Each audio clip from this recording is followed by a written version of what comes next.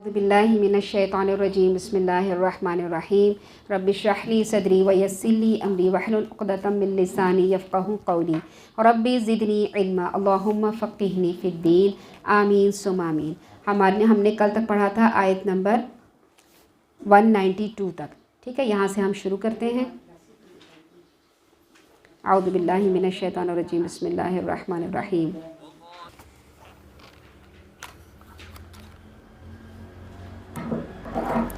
औज़ु बिल्लाहि मिनश्शैतानिर्रजीम बिस्मिल्लाहिर्रहमानिर्रहीम।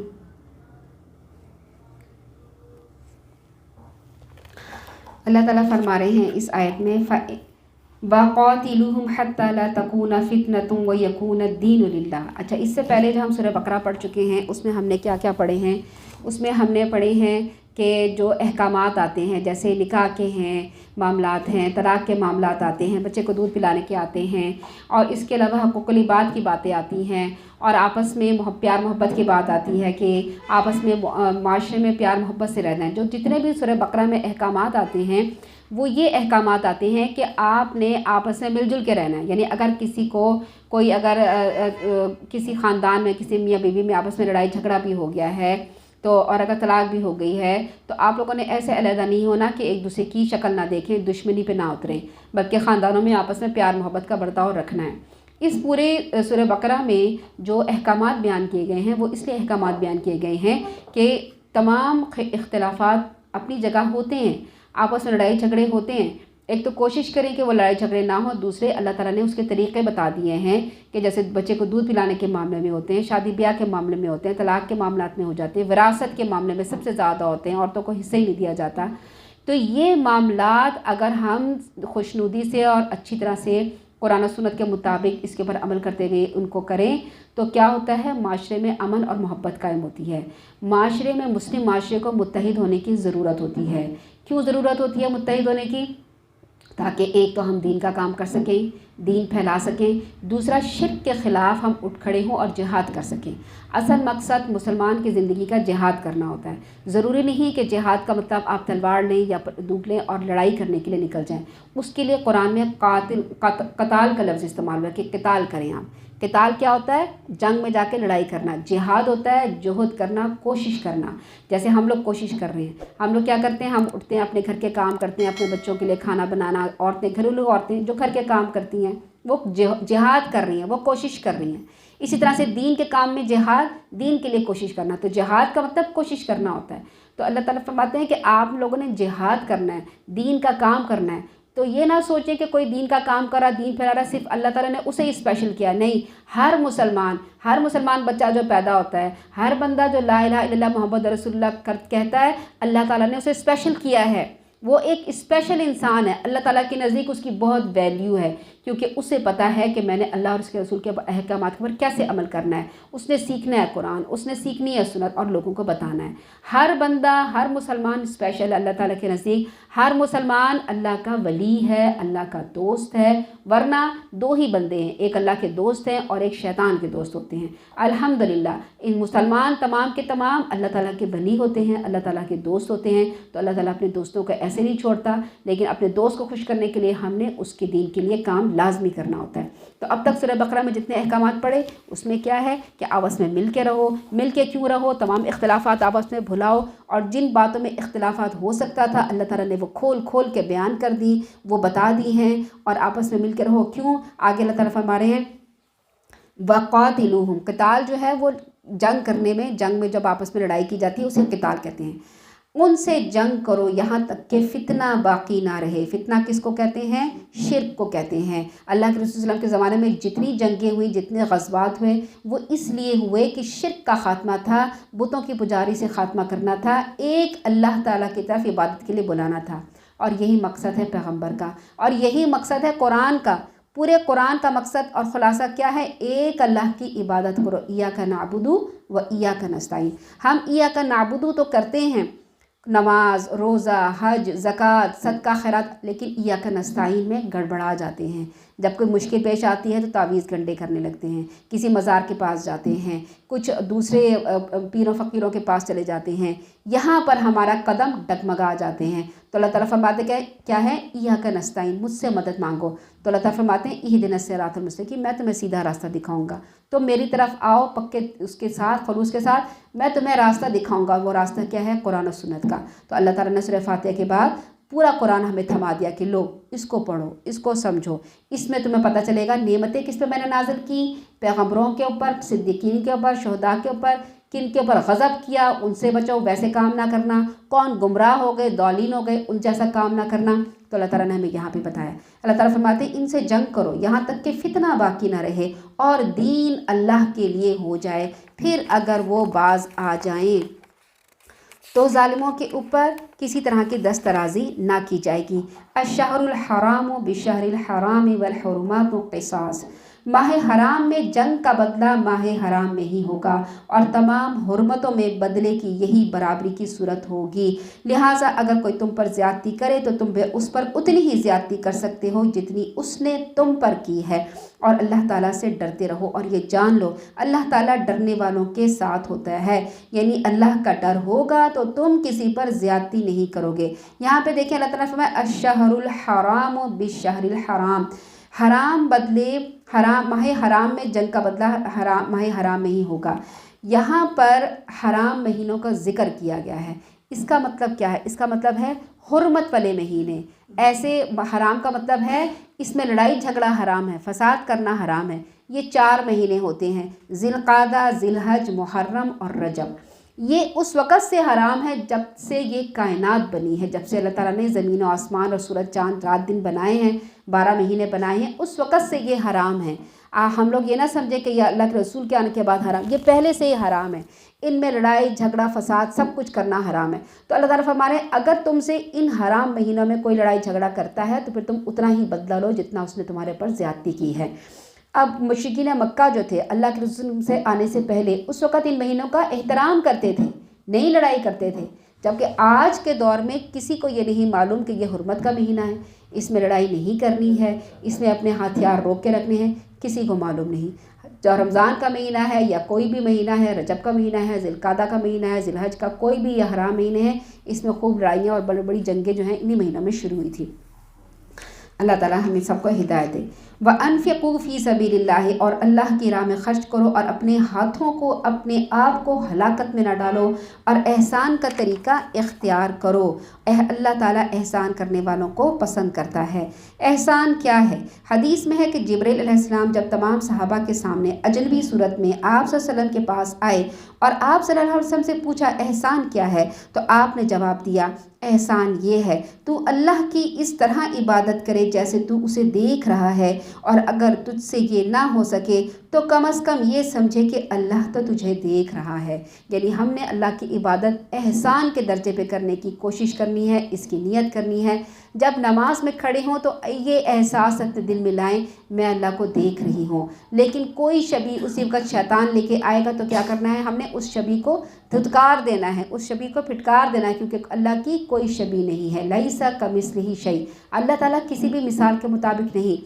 جب ہم یہ تصور اختیار کرنے لگتے ہیں تو یقیناً شیطان ہمارے ذہن میں طرح طرح کے شبہات اور وسوسے ڈالتا ہے، اور یہیں پر بڑے بڑے وسوسے ڈالتا ہے۔ جو کمزور لوگ ہوتے ہیں وہ ڈر جاتے ہیں اور کہتے ہیں میں نماز نہیں پڑھوں گی، مجھے تو بڑے خطرناک قسم کے وسوسے آتے ہیں۔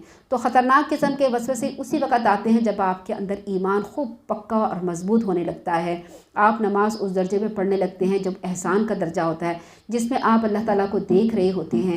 لیکن جب یہ درجہ نہ حاصل ہو سکے تو اپنے دل کو یہ کہیں کہ اللہ تعالیٰ تو مجھے دیکھ رہا ہے، اللہ تعالیٰ تو زمانے اور مکان سے پاک ہے، اس کے لیے آنا جانا اور یہ سب کچھ رکاوٹیں نہیں ہیں، وہ ہمیں بالکل سامنے دیکھ رہا ہے، ہماری باتیں سن رہا ہے، تو اللہ تعالیٰ یقیناً میری نماز بھی دیکھ رہا ہوگا۔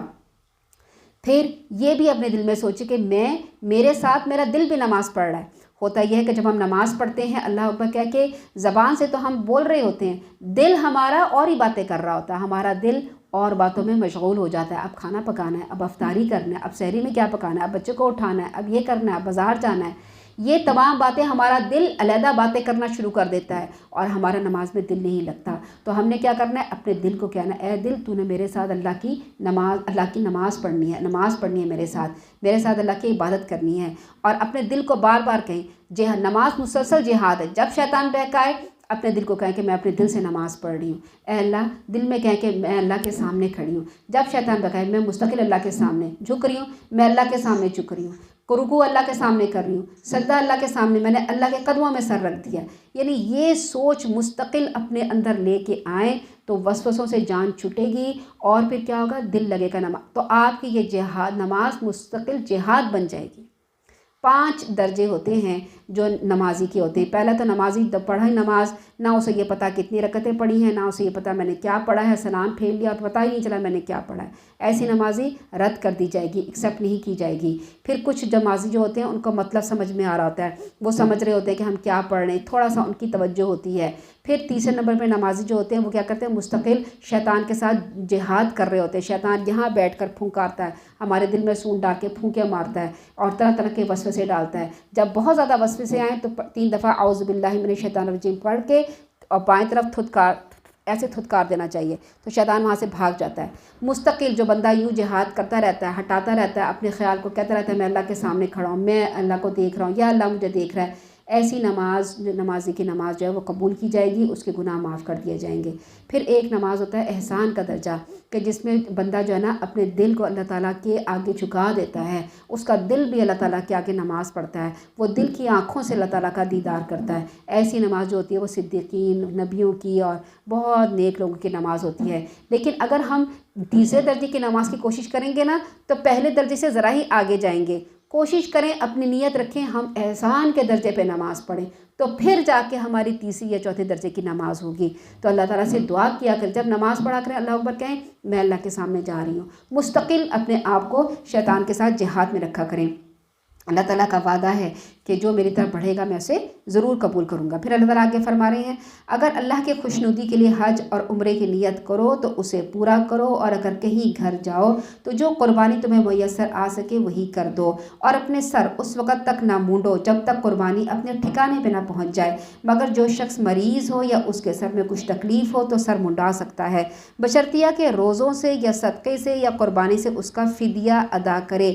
پھر جب تمہیں امن نصیب ہو جائے تو تم حج سے پہلے مکہ پہنچ سکو، تو جو شخص حج کا زمانے آنے تک عمرہ کرنے کا فائدہ اٹھانا چاہے قربانی کرے جو اسے میسر آ سکے، اور اگر میسر نہ آئی تو 3 روزے تو ایام حج میں رکھے، 7 گھر واپس پہنچ کر یہ کل 10 روزے ہو جائیں گے. یہ حکم ان لوگوں کے لیے ہے جو مسجد الحرام مکہ کے باشندے نہ ہوں. اب یہاں پر بہت سی باتیں بتائی گئی ہیں، یہاں پہ مختلف قسم کے حج کے طریقے بتائے گئے ہیں کہ کیسے کرنا ہے. مثلاً ایک شخص نے، اب یہ ہوتا ہے نا کہ جب اللہ کی خوشنودی کے لیے حج اور عمرے کی نیت کرو تو اسے پورا کرو. اگر آپ نے نیت کر لی ہے اور آپ پہنچ گئے ایئرپورٹ پہ، آپ نے ایئرپورٹ سے فلائٹ میں بیٹھ گئے ہیں اور آپ نے نیت کر لی ہے اور جہاز اڑ چلا، پھر چلا ہوا کہ جہاز جو ہے نا وہ اڑتے اڑتے اس کا پیٹرول ختم ہو گیا یا کوئی اور بات ہو گئی یا کرونا ہو گیا یا پھر آپ کا ویزا ہی ایسا ہو گیا کہ آپ کو، جیسے بعض اوقات ہوتا ہے نا جب کرونا آیا تھا تو جب ایئرپورٹ پہ دوسرے ملک پہنچے تھے وہ کہتے تھے کہ آپ کی ویکسین نہیں ہوئی، ویکسین کا کارڈ نہیں، آپ نہیں جا سکتے. بہت سی وجوہات کی بنا پر روک لیا جاتا ہے. صرف پرانے زمانے میں کوئی قبیلے میں آ کے دشمن نہیں روکتے تھے، آج کے زمانے میں بھی کوئی مختلف صورتیں ہو سکتی ہیں کیونکہ قرآن جو ہے وہ قیامت تک کے لیے، قرآن کے احکامات قیامت تک کے لیے، ہمیں اسی قرآن کی آیتوں سے اپنے آنے والے جو مسئلے ہیں ان کا حل. اب اگر ایئرپورٹ پہ روک لیا تو کیا کریں گے؟ آپ نیت کر کے چلے تھے، آپ نے نیت کر لی تھی تو کیا ہوگا؟ آپ وہاں سے تو لوٹ جائیں گے واپس. آپ نے اس کا پھر جو قضا ہے لازمی کرنی ہوگی. عمرہ اگر عمرے کی نیت کر کے گئے تھے اور آپ کو واپس کر دیا گیا کسی وجہ سے تو آپ نے بعد میں وہ شرائط پوری کرنے کے بعد عمرہ لازمی کرنا ہے. حج کے لیے جا رہے تھے، حج میں آپ کو واپس کر دیا گیا تو آپ نے حج کی شرائط پورا کر کے دوبارہ وہ حج لازمی کرنا. تو اللہ تعالیٰ فرما رہے ہیں اگر اللہ کی خوشنودی کے لیے حج اور عمرہ کیا ہے، نیت کیا تو اسے پورا کرو. اگر کہیں گھر جاؤ تو جو قربانی تمہیں میسر آئے، اگر گھر جاؤ تو تمہیں جو قربانی میسر آئے وہی کر دو. گھر جاؤ کا کیا مطلب ہے کہ آپ نے احرام باندھا تو اب اسے پورا کرنا لازم ہے. جو کسی مجبوری کی وجہ سے وہ حج نہیں کر سکا تو بھی اس کو قربانی دینی ہوگی. یعنی حج کرنے کے لیے گئے ہیں، راستے میں آپ کو ایئرپورٹ پہ روک لیا، کرونا ہے، آپ نے نیت کر لی تھی، اب آپ وہیں پہ قربانی کے پیسے اپنے بھیجوائیں گے کہ وہ مینا میں جا کے قربانی کرتے، پھر آپ وہاں سے لوٹ سکیں گے. जब आपकी कुर्बानी वहाँ पहुँच जाएगी, आपने कफ़ारा अदा किया, फिर वहाँ से आप वापस आएंगे तो किसी दूसरे के हाथ कुर्बानी भेज दें और उसे ताकीद करते हैं कि वो मुनासिब वक़्त पर उसकी तरफ से कुर्बानी कर दे, और जिस वक़्त तक उसे ये यकीन ना हो जाए कि उस वक़्त तक उसकी कुर्बानी हो चुकी होगी, उस वक़्त तक सर ना मुंडाए। ऐसी कुर्बानी को दम एहसार कहते हैं, जो हज और उम्रा से रुकने की वजह से लाजिम हो जाता है। अब जिनका उम्रा रुक गया था तो उन्होंने दम एहसार लाजिम उन्होंने देना होगा। इसके अलावा सैयदना अब्दुल्ला बिन अमर बिन आस कहते हैं कि आप सल्लल्लाहु अलैहि वसल्लम हुज्जतुल विदा में मिना में ठहरे। लोग आप सल्लल्लाहु अलैहि वसल्लम से मसाइल हज पूछे। एक शख्स आप सल्लल्लाहु अलैहि वसल्लम के पास आया और कहा, मुझे ख्याल नहीं रहा, मैंने कुर्बानी से पहले सर मुंडा लिया। आपने फरमाया, अब कुर्बानी कर लो, कोई हर्ज नहीं। फिर एक और शख्स आया, कहने लगा, मुझे ख्याल नहीं रहा, मैंने कंकरियां मारने से पहले कुर्बानी कर ली। आपने फरमाया, अब कंकरियां मार लो, कोई हर्ज नहीं। गर्ज ये कि जो काम भी किसी ने आगे पीछे कर दिए हो, तरतीब बदल दी हो, आपसे पूछा गया तो आप सल्लल्लाहु अलैहि वसल्लम ने फरमाया, अब कर लो, कोई हर्ज नहीं। यानी हमारे दीन में कोई इतनी सख्ती नहीं है कि अगर किसी ने गलती से कुर्बानी पहले कर ली और सर बाद में मुंडाया या तवाफ़ बाद में कर लिया तो अब वो कर लेना चाहिए। फिर हज तमत्तो के अहकाम। हज 3 किस्म के होते हैं, हज तमत्तो, हज क़िरान और हज इफ़राद। ये किन किन किस्म के होते हैं? हज तमत्तो और हज क़िरान करने वालों पर कुर्बानी लाजिम होती है, ठीक है। यानी एक बकरी, ऊँट या गाय, जिसमें गाय में क्या होता है 7 आदमी शामिल होते हैं। अगर किसी को कुर्बानी मैसर नहीं आ सकी तो वो 10 रोज़े लाजमी रखेगा। 3 रोज़े तो वही रखेगा 9 ज़िलहज यानी उर्फ़ा तक, और बाकी 7 रोज़े हज से फ़राग़त के बाद जब वो घर आ जाएगा ना फिर रखेगा, ठीक है। एक होता है हज इफ़राद। हज इफ़राद क्या होता है? वो एक यानी एक उसमें सिर्फ हज ही आपने करना होता है और उसको आपने एहराम नहीं खोलना होता। तो ये हज की किस्में हैं जिसमें आपने हज करना होता है। अच्छा, हज तमत्तो जो हम लोग करते हैं उसमें क्या होता है? दौर जहलियत में ये समझा जाता था कि उम्रा के लिए अलग आप सफ़र करें और हज के लिए आप अलग सफ़र करें। अल्लाह ताला ने ये क़ैद ख़त्म कर दी। बाहर से आने वालों के लिए ये रियायत फरमाई कि वो एक ही सफ़र में हज और उम्रा दोनों को जमा कर लें। अलबत्ता जो लोग मक्का में या उसके आसपास मीक़ातों की हदूद के अंदर रहते हैं, मीक़ात उसको कहते हैं जहाँ से नियत करके अंदर जाया जा सकता है, उन्हें इस रियायत से मुस्तस्ना करार दिया। यानी वो बग़ैर उम्रे की नियत के सिर्फ हज करने आ सकते हैं, क्योंकि उनके लिए उम्रा और हज अलग अलग करना कोई मुश्किल नहीं। वो जब चाहें जाके उम्रा कर सकते हैं, जब चाहें जाकर हज कर सकते हैं। अच्छा, एहराम बांधने के मसाइल के हैं। सैयदना अब्दुल्ला बिन अमर से फरमाया है, इरशाद है कि फरमाते हैं कि एक शख्स ने आप सल्लल्लाहु अलैहि वसल्लम से पूछा, महरम क्या पहने? महरम यानी जो एहराम बांध कर हज या उम्रा करने जा रहा है उसे महरम, ये वो वाला महरम नहीं है, महरम ना, ये वो वाला महरम है जो हज और उम्रा करने के लिए एहराम बांधा। वो क्या पहने? फरमाया, ना वो कमीज़ पहने, ना अमामा यानी सर पे ना अमामा, ना टोपी, ना वो कपड़ा जिसमें वरस या ज़ाफ़रान लगा हो यानी खुशबू लगी हो, और अगर चप्पल ना मिले तो मोज़े टखनों से नीचे तक काट के पहन ले। टखने खुले हुए होने चाहिए, चप्पल खुली पहननी चाहिए। ये किसके लिए? आदमियों के लिए, ठीक है। हज मबरूर की फ़जीलत। हर वो हरकत या कलाम जो शहवत को उकसाता हो रफ़स कहलाता है, और उसमें जमा भी शामिल है। यानी अगर अज़दवाजी ताल्लुक़ कायम कर लिए, आपने नीयत की हज की और अज़दवाजी ताल्लुक़ कायम कर लिए तो आपका हज फसक हो गया, आपका हज अब नहीं हो सकता। आपने वहीं पे दम देना है, एक बड़ा ऊँट कुर्बानी का देना है, वापस जाना है अपने घर, अगले साल हज करने के लिए आपने आना है, ठीक है। फिर अगर दूसरे का एहराम की हालत में उनका गुनाह और भी ज़्यादा सख्त हो जाता है। रसूलुल्लाह फरमाते हैं, जिसने अल्लाह के लिए हज किया फिर इस दौरान ना बेहयाई की कोई बात की और ना कोई गुनाह का काम किया, वो ऐसे वापस होता है जैसे उस दिन था जिस दिन वो पैदा हुआ। फिर अल्लाह ताला फरमाते हैं, हज के महीने सबको मालूम है, तो जो शख्स इन महीनों में हज का अज़म करे उसे मालूम होना चाहिए हज के दौरान ना जिनसी छेड़छाड़ जायज़ है, ना बदकिरदारी जायज़ है, ना ही लड़ाई झगड़ा जायज़ है, और जो भी नेकी का काम तुम करते हो अल्लाह ताला उसे जानता है। और ज़ादे राह ले लिया करो। ज़ादे राह का मतलब अपना ख़र्चा ले लिया करो। सैयदना इब्न अब्बास कहते हैं, यमन के लोग हज के लिए आते लेकिन ज़ादे राह साथ नहीं लाते थे और कहते थे हम अल्लाह पर तवक्कुल करते हैं। फिर मक्का पहुंचकर लोगों से मांगना शुरू कर देते थे। इस मौके पर ये आयत नाजिल हुई, यानी जब हम हज पे जाएं तो हज का ख़र्चा साथ लेके जाएं। और सफ़र हज में बेहतरीन ज़ादे राह तो परहेज़गारी है, यानी अल्लाह ताला से डरना है, अल्लाह ताला का डर है। और ए अक़ल वालों, अक़ल की बात यही है कि मेरी नाफरमानी से बचते रहो। यानी अल्लाह ताला फरमाते हैं, तुम हज करने मेले ले आते हो तो मेरी नाफरमानी से बचो, कोई गुनाह की बात ना करो, लड़ाई झगड़ा ना। इतने लोग, लाखों लोग होते हैं جب تھوڑے لوگ بھی ہوں ہجوم میں تو دھکا لگنے سے کیا ہوتا ہے، انسان کے زبان سے کچھ نہ کچھ نکل جاتا ہے، یعنی اگر کوئی دھکا دے تو ہم اسے الٹا دھکا بھی دے سکتے ہیں، رش میں اتنا زیادہ معاملہ خراب ہوتا ہے۔ تو وہاں پہ اتنے لاکھوں لوگ ہوتے ہیں، تو اگر کوئی تمہیں دھکا لگ جائے، کوئی تم پیچھے گر جاؤ، یا کوئی وہاں پہ بہت سے مسئلے مسائل ہوتے ہیں۔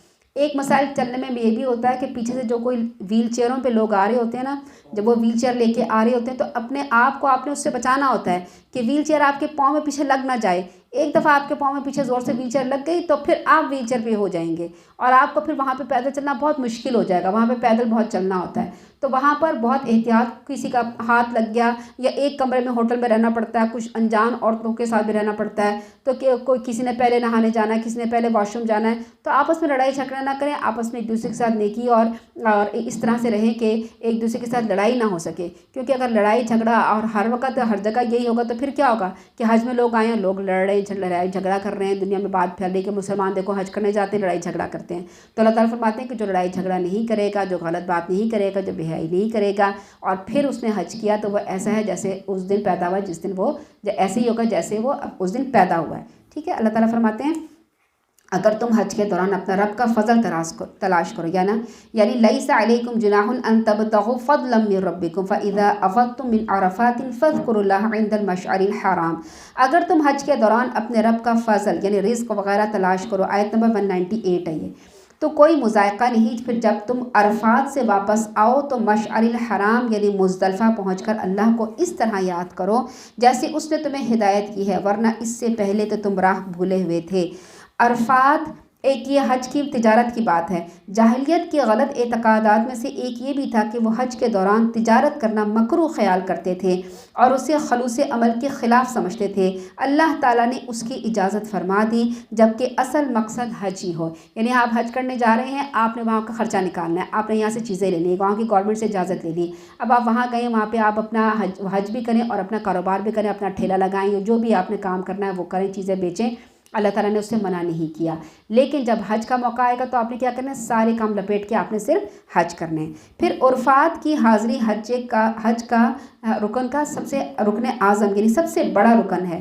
اس آیت سے معلوم ہوا کہ ارکان حج میں عرفات میں وقوف بہت ضروری ہے، یعنی عرفات میں جب جاتے ہیں تو وہاں پر وقوف یعنی وہاں پر ٹھہرنا ہوتا ہے، ٹھیک ہے، جیسے کہ اس حدیث سے واضح ہے۔ اللہ کے رسول صلی اللہ علیہ وسلم نے فرمایا، 3 بار فرمایا، حج عرفات کی حاضری ہے، حج عرفات کی حاضری ہے، حج عرفات کی حاضری ہے۔ مینا کے 3 دن ہے، پھر جو شخص جلدی کر کے 2 دن میں ہی چلا گیا اس پر کوئی گناہ نہیں، اور جو تیسرا دن ٹھہرا رہا اس پر بھی کوئی گناہ نہیں، اور جس نے طلوع فجر سے پہلے عرفات کا وقوف پا لیا اس نے حج پا لیا۔ یعنی آپ حج کرنے گئے ہیں، آپ کو عرفات میں جانا ہی نہیں ملا تو آپ کا حج نہیں ہوا، آپ کو اگلے سال دوبارہ حج کرنا پڑے گا۔ آپ میں سے بہت سے لوگ گئے ہوئے ہوں گے الحمدللہ، بہت سے لوگوں نے دیکھا ہوگا، لیکن حج کے معاملات اسی وقت سمجھ میں آتے ہیں جب انسان وہاں پہ جاتا ہے اور پھر اس کو یہ پتہ چلتا ہے۔ تو جب انسان سب سے پہلے حج کرنے کے لیے نکل کے کنکریاں مارنی ہوتی ہیں، اللہ تعالیٰ فرما رہے ہیں اگر تم 3 دن رہ کے کنکریاں مارو تو ٹھیک، اگر 2 دن میں واپس آؤ تو 2 دن وہاں رہو، 3 دن نہ رہو تو وہ بھی ٹھیک ہوتا ہے۔ عرفات میں آپ نے لازمی قیام کرنا ہوتا ہے، لازمی آپ نے تھوڑی دیر کے لیے رکنا ہوتا ہے۔ ہوتا یہ ہے کہ وہاں پہ بسیں کا سسٹم چل رہا ہوتا ہے، بسیں میں لوگ جا رہے ہوتے ہیں، جو بیچارے معذور ہوتے ہیں، جو ویل چیئر پہ ہوتے ہیں، وہ اتنی دیر میں عرفات پہنچتے ہیں کہ بعض اوقات عرفات کا ٹائم نکل جاتا ہے، صبح ہو رہی ہوتی ہے، تو عرفات میں اس وقت آپ نے پہنچنا، فجر سے پہلے آپ پہنچ جائیں تو آپ کا حج ہو جائے گا۔ عرفات میں لازمی آپ نے جانا ہوتا ہے، ٹھیک ہے، اور وہاں کا جو خطبہ سننا ہوتا ہے وہ تو جس کی قسمت ہوتی ہے وہی سن سکتا ہے، کیونکہ وہاں پہ بہت بڑا ہوتا ہے، بہت ہجوم ہوتا ہے، تو بس عرفات میں قیام وہاں پہ لازمی آپ نے کرنا ہوتا ہے، وہاں پہ جا کے آپ نے دعائیں کرنی ہوتی ہیں۔ پھر وہاں سے لوٹو جہاں سے سب لوٹتے ہیں اور اللہ تعالیٰ سے بخشش مانگتے رہو، اللہ تعالیٰ یقیناً بڑا بخشنے والا اور رحم کرنے والا ہے۔ پھر جب تم ارکان حج ادا کر چکو تو اللہ تعالیٰ کو ایسے یاد کرو جیسے تم اپنے آباء و اجداد کو یاد کیا کرتے تھے یا اس سے بھی بڑھ کر۔ ہوتا یہ تھا کہ وہاں پہ بہت سے لوگ آتے تھے، اور جب جب اللہ کے وسلم نہیں آئے تھے اس سے پہلے بھی حج کی کوئی نہ کوئی شکل موجود تھی، تو وہاں پہ مشرکین مکہ جب حج کرتے تھے تو آپس میں کیا کرتے تھے، عرفات میں اکٹھے ہو کر اپنے آباء و اجداد کا ذکر کر، ہمارے ابا ایسے تھے، ہمارے دادا ایسے تھے، وہ یہ کام کیا کرتے تھے۔ اللہ تعالیٰ فرماتے ہیں اپنے آباء و اجداد کو یاد نہ کرو، مجھے یاد کرو، بلکہ ان سے زیادہ میرا ذکر کرو۔ تو ہمیں اللہ تعالیٰ کا ذکر ہر وقت کیسے کرنا چاہیے؟ جیسے ہم یہاں گھروں میں بیٹھ کے اپنے بچوں کا ذکر کریں نا، کوئی اگر میڈل مل جاتا ہے، کوئی اگر آگے چلا جاتا ہے، کوئی ٹاپ کر لیتا ہے بچہ، کوئی اچھا کام کرتا ہے، میرا بچہ یہ کرتا ہے، میرا بچہ وہ کرتا ہے، میرے بچے نے یہ کیا، اللہ تعالیٰ فرماتے ہیں اس سے زیادہ میرا ذکر کیا کرو، میں نے تمہیں پیدا کیا ہے، میں نے تمہیں رزق دیا ہے، میرا ذکر کچھ زیادہ کیا کرو۔ ہر وقت ہمیں ذکر اللہ تعالیٰ کا زیادہ کرنا چاہیے۔ پھر لوگوں میں تو کچھ لوگ ایسے ہوتے ہیں کہ اے ہمارے رب ہمیں سب کچھ دنیا میں ہی دے دے، ایسے لوگوں کا آخرت میں حصہ نہیں، اور کچھ ایسے کہتے ہیں کہ اے ہمارے رب ہمیں دنیا میں بھی بھلائی دے اور آخرت میں بھی بھلائی دے اور ہمیں دوزخ کے عذاب سے بچا لے۔ ایسے لوگوں کا اپنی اپنی کمائی کے مطابق دونوں جگہ حصہ ہے، اور اللہ تعالیٰ فوراً حساب چکا دینے والا ہے۔ ان گنتی کے چند دنوں میں اللہ تعالیٰ کو خوب یاد کرو۔ ان گنتے کے چند دن کون سے ہیں؟ ذی الحج کی 11، 12 اور 13 تاریخ۔ ان دنوں میں بکثرت اللہ کو یاد کرتے رہنا چاہیے۔ رمی جمار کے وقت آواز بلند تکبیر کہی جائے، تمام حالات میں بھی، بازاروں میں چلتے پھرتے وقت بھی، ہر نماز کے بعد بھی، اور تکبیر کے الفاظ یہ ہیں: اللہ اکبر، اللہ اکبر، اللہ اکبر، لا الہ الا اللہ واللہ اکبر، اللہ اکبر وللہ الحمد۔ ایام تشریق اور تکبیریں، عیدین کی تکبیریں بھی یہی ہیں اور ایام تشریق کی تکبیریں بھی یہی ہیں۔ ایام تشریق کے متعلق احادیث میں آتا ہے کہ یہ کھانے پینے اور ذکر الہی کے دن ہے۔ تکبیرات کے شروع اور ختم کرنے میں اگرچہ اختلاف ہے، تاہم صحیح بات یہی ہے۔ پھر اگر کوئی شخص جلدی کر کے 2 دنوں میں واپس آ گیا، مینا سے 2 دنوں میں واپس آ گیا تو بھی کچھ مذائقہ نہیں، اور جو 1 دن کی تاخیر کر لے تو بھی کوئی بات نہیں۔ یعنی کوئی 3 دن میں واپس آ گیا، کوئی 3 دن میں مینا سے واپس آ گیا، مینا میں رہ کے کیا کرنا ہوتا ہے؟ کنکریاں مارنی ہوتی ہے، ٹھیک ہے؟ بشرطیہ کہ اللہ سے ڈرنے والا ہو اور اللہ کی نافرمانی سے بچتے رہو، اور جان لو کہ آخرت کو تم اسی کے حضور جاؤ گے اور جمع کیے جاؤ گے۔ اس آیت میں منافقین کی شناخت کرائی جا رہی ہے کہ زبان دانی آتی تھی، اب آگے جو ہے وہ بات ہو رہی ہے منافق کی۔ منافق کی کیا بات پہچان بتائی جا رہی ہے؟ کہ وہ اسے زبان دانی آتی ہے، لچھے دار گفتگو کرنی آتی ہے۔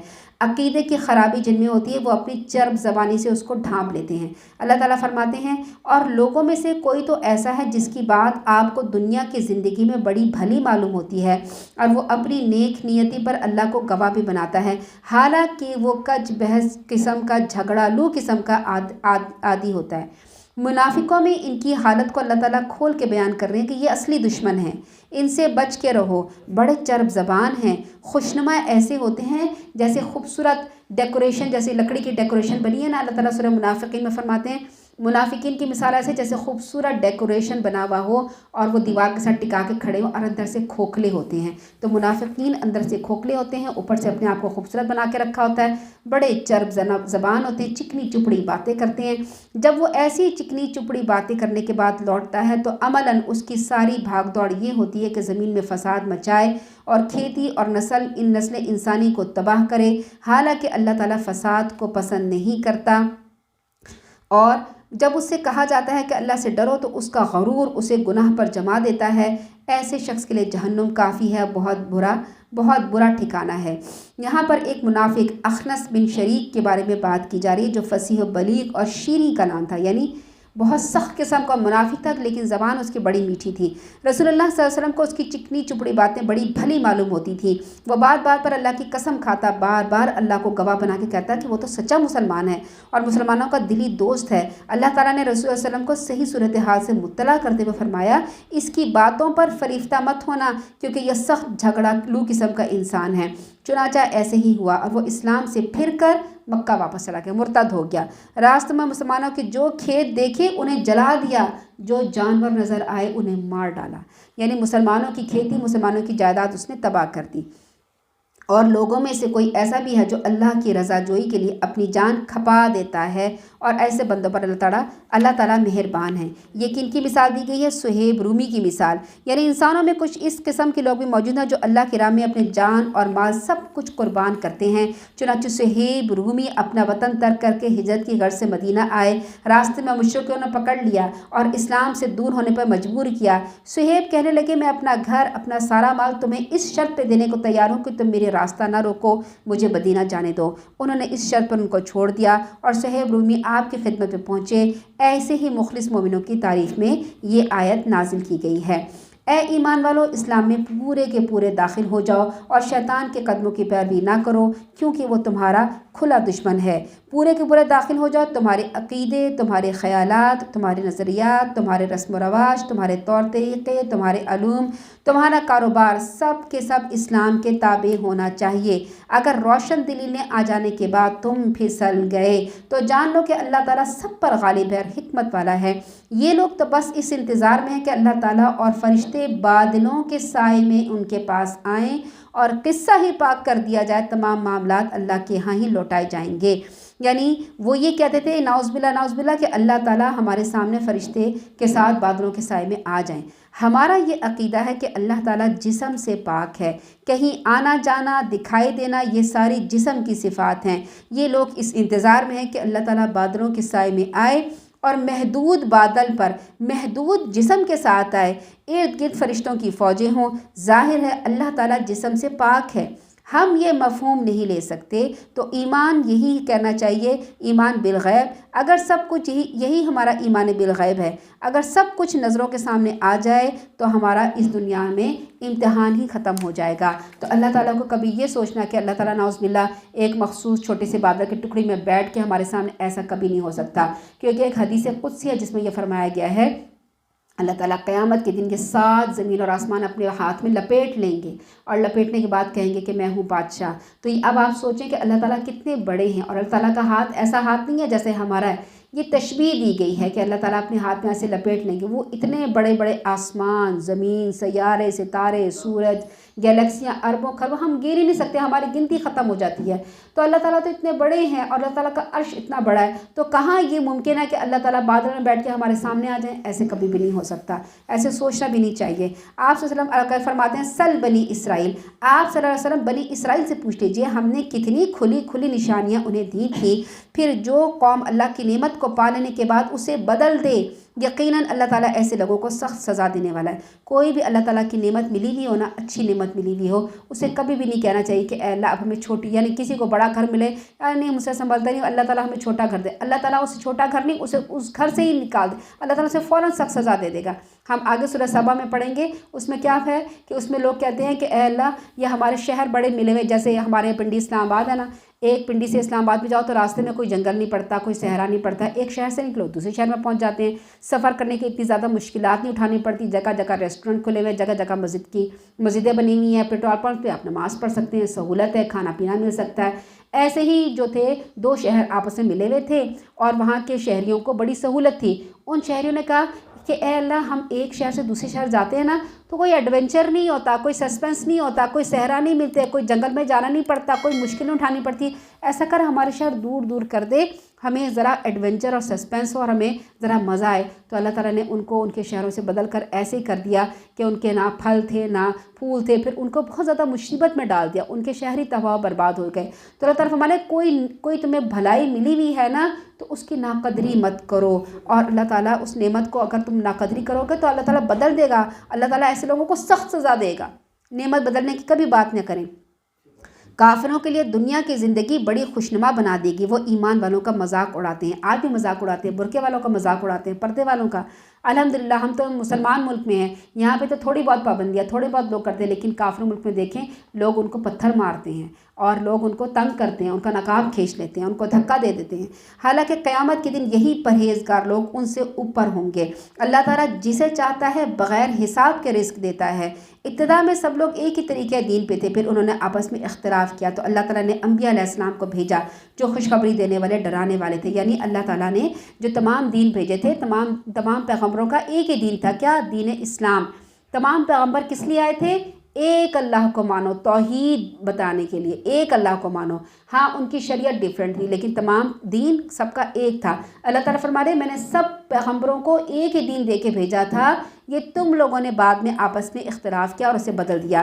ان انبیاء کے ساتھ اللہ تعالیٰ نے حق کو واضح کر دینے والی کتاب بھی نازل فرمائی تاکہ وہ لوگوں میں ان باتوں کا فیصلہ کر دے جس میں انہوں نے اختلاف کیا تھا، اور واضح دلائل آ جانے کے بعد جن لوگوں نے اختلاف کیا تو اس کی وجہ یہ نہ تھی کہ انہیں سچ بات کا علم نہ تھا، بلکہ وہ ان کی آپس میں ضد بازی اور انا کی وجہ سے تھا۔ پھر جو لوگ انبیاء پر ایمان لے آئے انہیں اللہ تعالیٰ نے اپنے حکم سے ان اختلافی امور میں سچ کا راستہ دکھا دیا، اور اللہ تعالیٰ جسے چاہتا ہے سیدھا راستہ دکھا دیتا ہے۔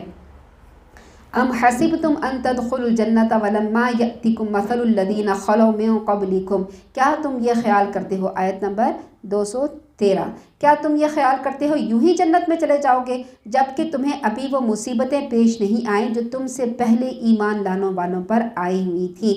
उन पर इस कदर सख्तियाँ और मुसीबतें आईं जिनको उन्होंने हिला के रख दिया, ताकि रसूलुल्लाह यहाँ तक कि रसूलुल्लाह सल्लल्लाहु अलैहि वसल्लम ख़ुद और उसके साथ ईमान वाले सब पुकार उठे कि अल्लाह की मदद कब आएगी। अल्लाह ताला ने उन्हें तसल्ली देते हुए फरमाया, सुन लो, अल्लाह ताला की मदद आ पहुँची है। लोग आपसे पूछते हैं क्या ख़र्च करें, आप उनसे कहिए जो भी तुम माल खर्च करोगे वो वालिदैन, रिश्तेदारों, यतीमों, मिस्कीनों और मुसाफिरों का हक़ है। अल्लाह ताला फरमाते हैं कि जिसने ये पूछा ना कि क्या कुछ खर्च करें, तो अल्लाह फरमाते हैं जितना चाहे खर्च करो, तुमने मुझे तो कुछ नहीं देना बल्कि अपने वालिदैन को ही देना है, अपने बहन भाइयों को ही देना है, अपनी औलाद को ही देना है, तो उनके ऊपर अच्छी तरह खर्च करो। बास मालदार सहाबा ने आप सल्लल्लाहु अलैहि वसल्लम से सवाल किया जिसके जवाब में ये आयत नाजिल हुई, और ये तो ज़ाहिर है ये सवाल नफली सदक़ात के मुतालिक था। इन्फ़ाक़ फ़ी सबीलिल्लाह के बारे में 3 सवालात ही हो सकते हैं। नंबर 1, कितना ख़र्च किया जाए, नंबर 2, किस पर ख़र्च किया जाए, नंबर 3, किन अशिया में से ख़र्च किया जाए। फ़र्ज़ी सदका यानी ज़कात के बारे में इन तीनों सवालों में से दूसरे सवाल का जवाब जो था वो सबसे अहम था। कुरान ने इसका जवाब दे दिया, यानी क्या करना चाहिए, जो फ़र्ज़ हैं, फ़र्ज़ के बारे में ज़कात है, ज़कात फ़र्ज़ है और वो सुन्नत रसूल सल्लल्लाहु अलैहि वसल्लम से मालूम होती है।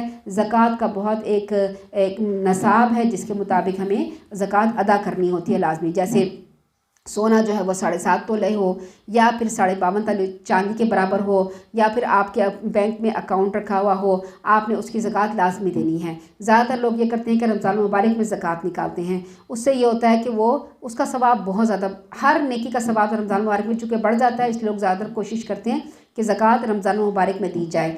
लेकिन आम दिनों में भी ज़कात देनी चाहिए थोड़ी थोड़ी करके, ताकि जो लोग हैं आखिर वो भी तो 11 महीनों में खाते पीते और अपने गुजारा करते हैं, तो करना ये चाहिए थोड़ा थोड़ा करके हर महीने ज़कात देते रहें। जब रमज़ान मुबारक आए तो उसमें जितनी ज़कात बाकी बची है वो पूरा दे दें।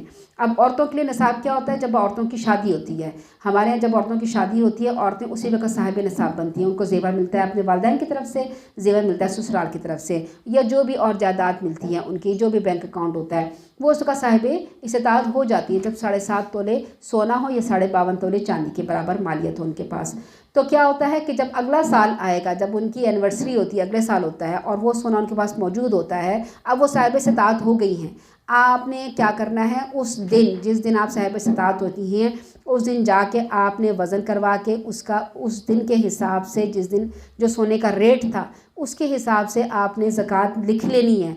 और अगर चांदी के मुताबिक है तो चांदी के मुताबिक आपने वो रेट लिख लेना है, चांद की तारीख के हिसाब से, चांद की तारीख के हिसाब से। ठीक कह रही हैं आप। हमारा जो तमाम जो ज़कात है, जो हज है, जो ये रमज़ान है, जो ईद है, ये सारी चांद की तारीखों के मुताबिक होती हैं। तो चांद का जब साल पूरा होगा तो क्या होगा, आपने उसको हिसाब लगाना है। हिसाब लगाने के बाद आपने वो देखना है कि उस दिन रेट क्या है। सोने के हिसाब से देंगे तो सोने का रेट देखें, चांदी के हिसाब से देंगे तो चांदी का। उस दिन अब तो रेट ऊपर नीचे बहुत ज़्यादा आगे पीछे हो रहा है, तो जिस दिन जो रेट होगा आपने उस दिन के हिसाब से उसको देना होगा। अच्छा, होता ये है कि बाज़ लोगों को नहीं मालूम होता और ज़कात पिछली पुरानी बहुत पड़ी हुई होती है।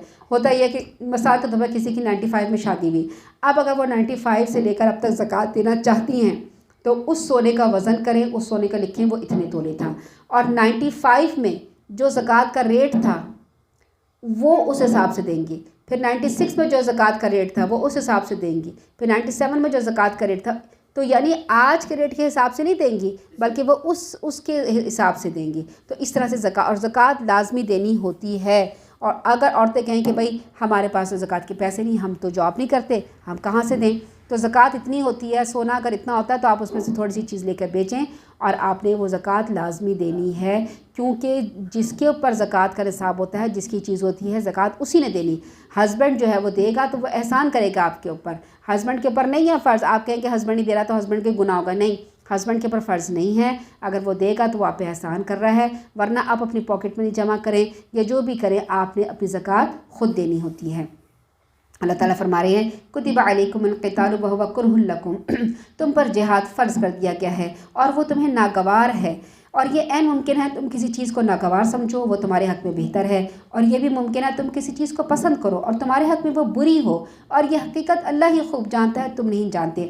جہاد میں بظاہر خون ریزی ہے مگر انجام بہتر ہے، کیونکہ اسی سے دین پھیلتا ہے، غلامی سے نجات ملتی ہے، شہید اور غازی کے درجات ملتے ہیں، جبکہ ترک جہاد سے غلام بنا لیے جاتے ہیں، ذلیل ہو جاتا ہے انسان اور دین مٹ جاتا ہے۔ لوگ آپ سے حرمت والے مہینے میں لڑائی کرنے سے متعلق پوچھتے ہیں، آپ ان سے کہیے کہ حرمت والے مہینے میں جنگ کرنا فی الواقع بہت بڑا گناہ ہے، مگر اللہ کی راہ سے روکنا، اس سے کفر کرنا اور مسجد حرام سے روکنا اور زیادہ بڑا گناہ ہے، اور وہاں کے باشندوں کو وہاں سے نکال دینا اس سے بھی بڑے گناہ ہیں، اور فتنہ انگیزی قتل سے بھی کرنا بڑا گناہ ہے۔ یہ سب کام تم کرتے رہتے ہو، یہ لوگ تو ہمیشہ تم سے لڑتے ہی رہیں گے، یہاں تک کہ اگر ان کا بس چلے تو تمہیں دین سے ہی برگشتہ کر دیں، دین سے ہی دور کر دیں۔